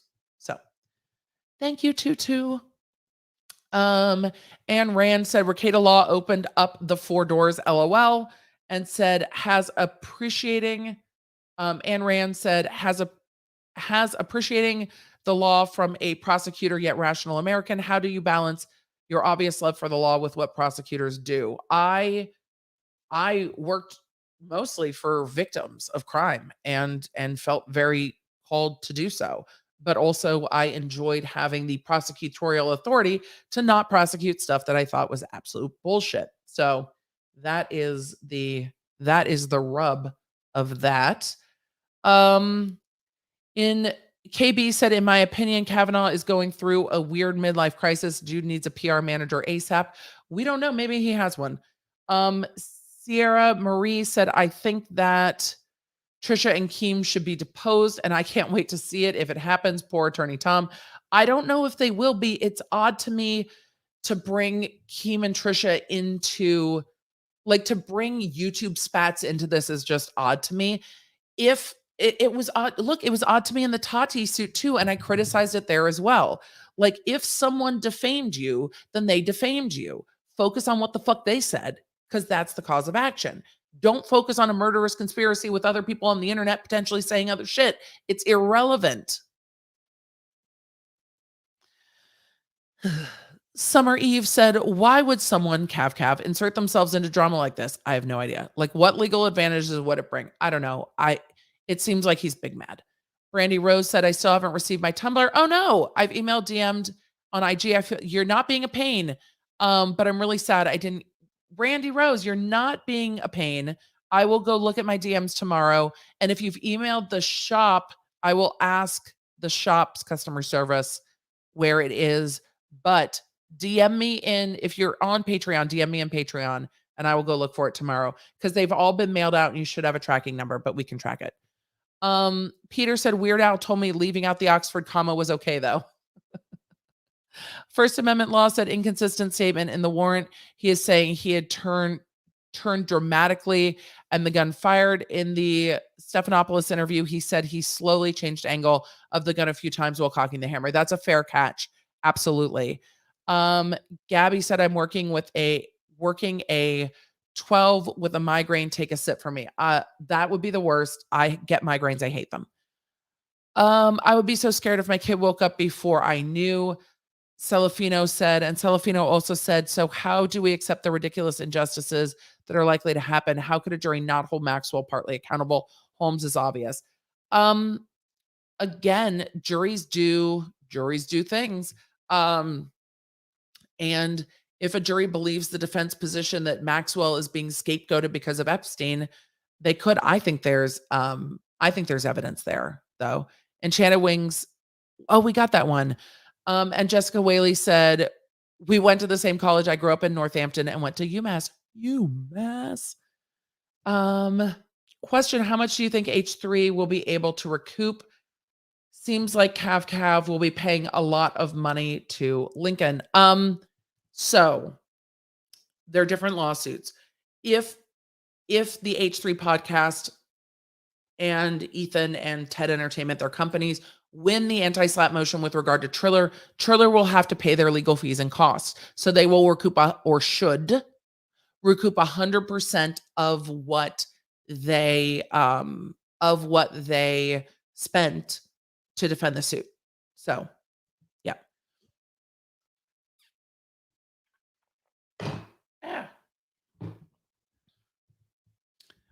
Kelly Bernard said, so if G Fuel cited Ethan when they dropped Keem, is that actionable? If I would need the whole circumstance, that's why I made my own hypothetical, because I could give you the whole circumstance. I would need the whole circumstance. But when people target sponsors, it can be interference with current economic relationships. It absolutely can be, but it is all very much depending on the specific circumstance.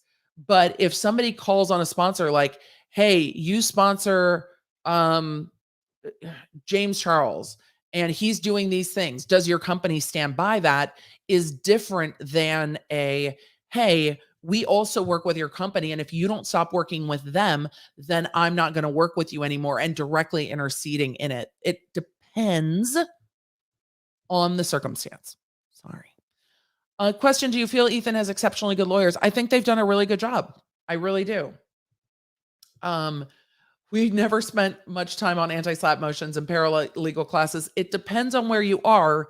They don't exist in all jurisdictions, but they are very important in California. Where are the cats? They are probably with my oldest. Oh my God, it's been like 3 hours. Okay, we're going to hit the 3 hours and we are going to go. Mods. Thank you. Replay crew. I didn't even say replay crew. We love you, but it's just known. Go ahead and do the likey, subscribey things. Everything's timestamped, so I understand not wanting to watch a 3-hour stream. Totally get it. Everything's timestamped so you can watch the shit you like best. Thank you so much for being here on this very long Friday Night Live. I promise the streams are going to start getting shorter because I'm going to try not to cover so many topics in one, but it's a lot of stuff going on. So a lot of stuff got covered tonight. I hope y'all don't mind. I mean, I don't mind. So you guys are like, no, love the 3-hour streams. They're great. Well, there you go. There you go. But huge love to the mods. Thank you so much. Thank you everyone for being here. During the holidays, I will have a slightly changed schedule. I will keep you all posted at on social and also on, on Patreon, on Twitter, on Instagram, on the community tab, all the places. So you guys will know. And if you're in North America, you can join the text crew at textemily.com. And with that, it is time for us to go. I am going to go to bed because I have to record the podcast in the morning, and I'm very excited for tomorrow's podcast. Or next week's podcast that I'm recording tomorrow. Thank you so much for being here. I appreciate you. I will talk to you guys soon. I know all of you are like, we just stream for 3 hours now. I mean, I feel like we do that a lot. We do. we just chat. Look, eventually there will be a night where there's not a lot going on. I'll be like, look, we have one topic, we have a Q&A, we're going to have a drink, and then we're going to all go. When that will be, I have no idea. So another huge shout out and thank you to the mods. And thank you, Law Nerds, for being here, for your support, and for making this 2021 has been incredible because of you. When everything else feels like it's falling apart, we still have fun here, and we still talk about the law, and we still value the facts over the fuckery. And sometimes we can giggle at the fuckery, and that brings life. Thank you, Aldi UK. You're the real MVP this evening. Have a good one, you guys. I will talk to you soon. That started to play and then didn't. Connect with me everywhere. I'm at the Emily D. Baker. If you guys want to join the text, just text Emily.com. If you want to join the channel, lawnerdsunite.com. Happy to have you. Support what we do here on the YouTube.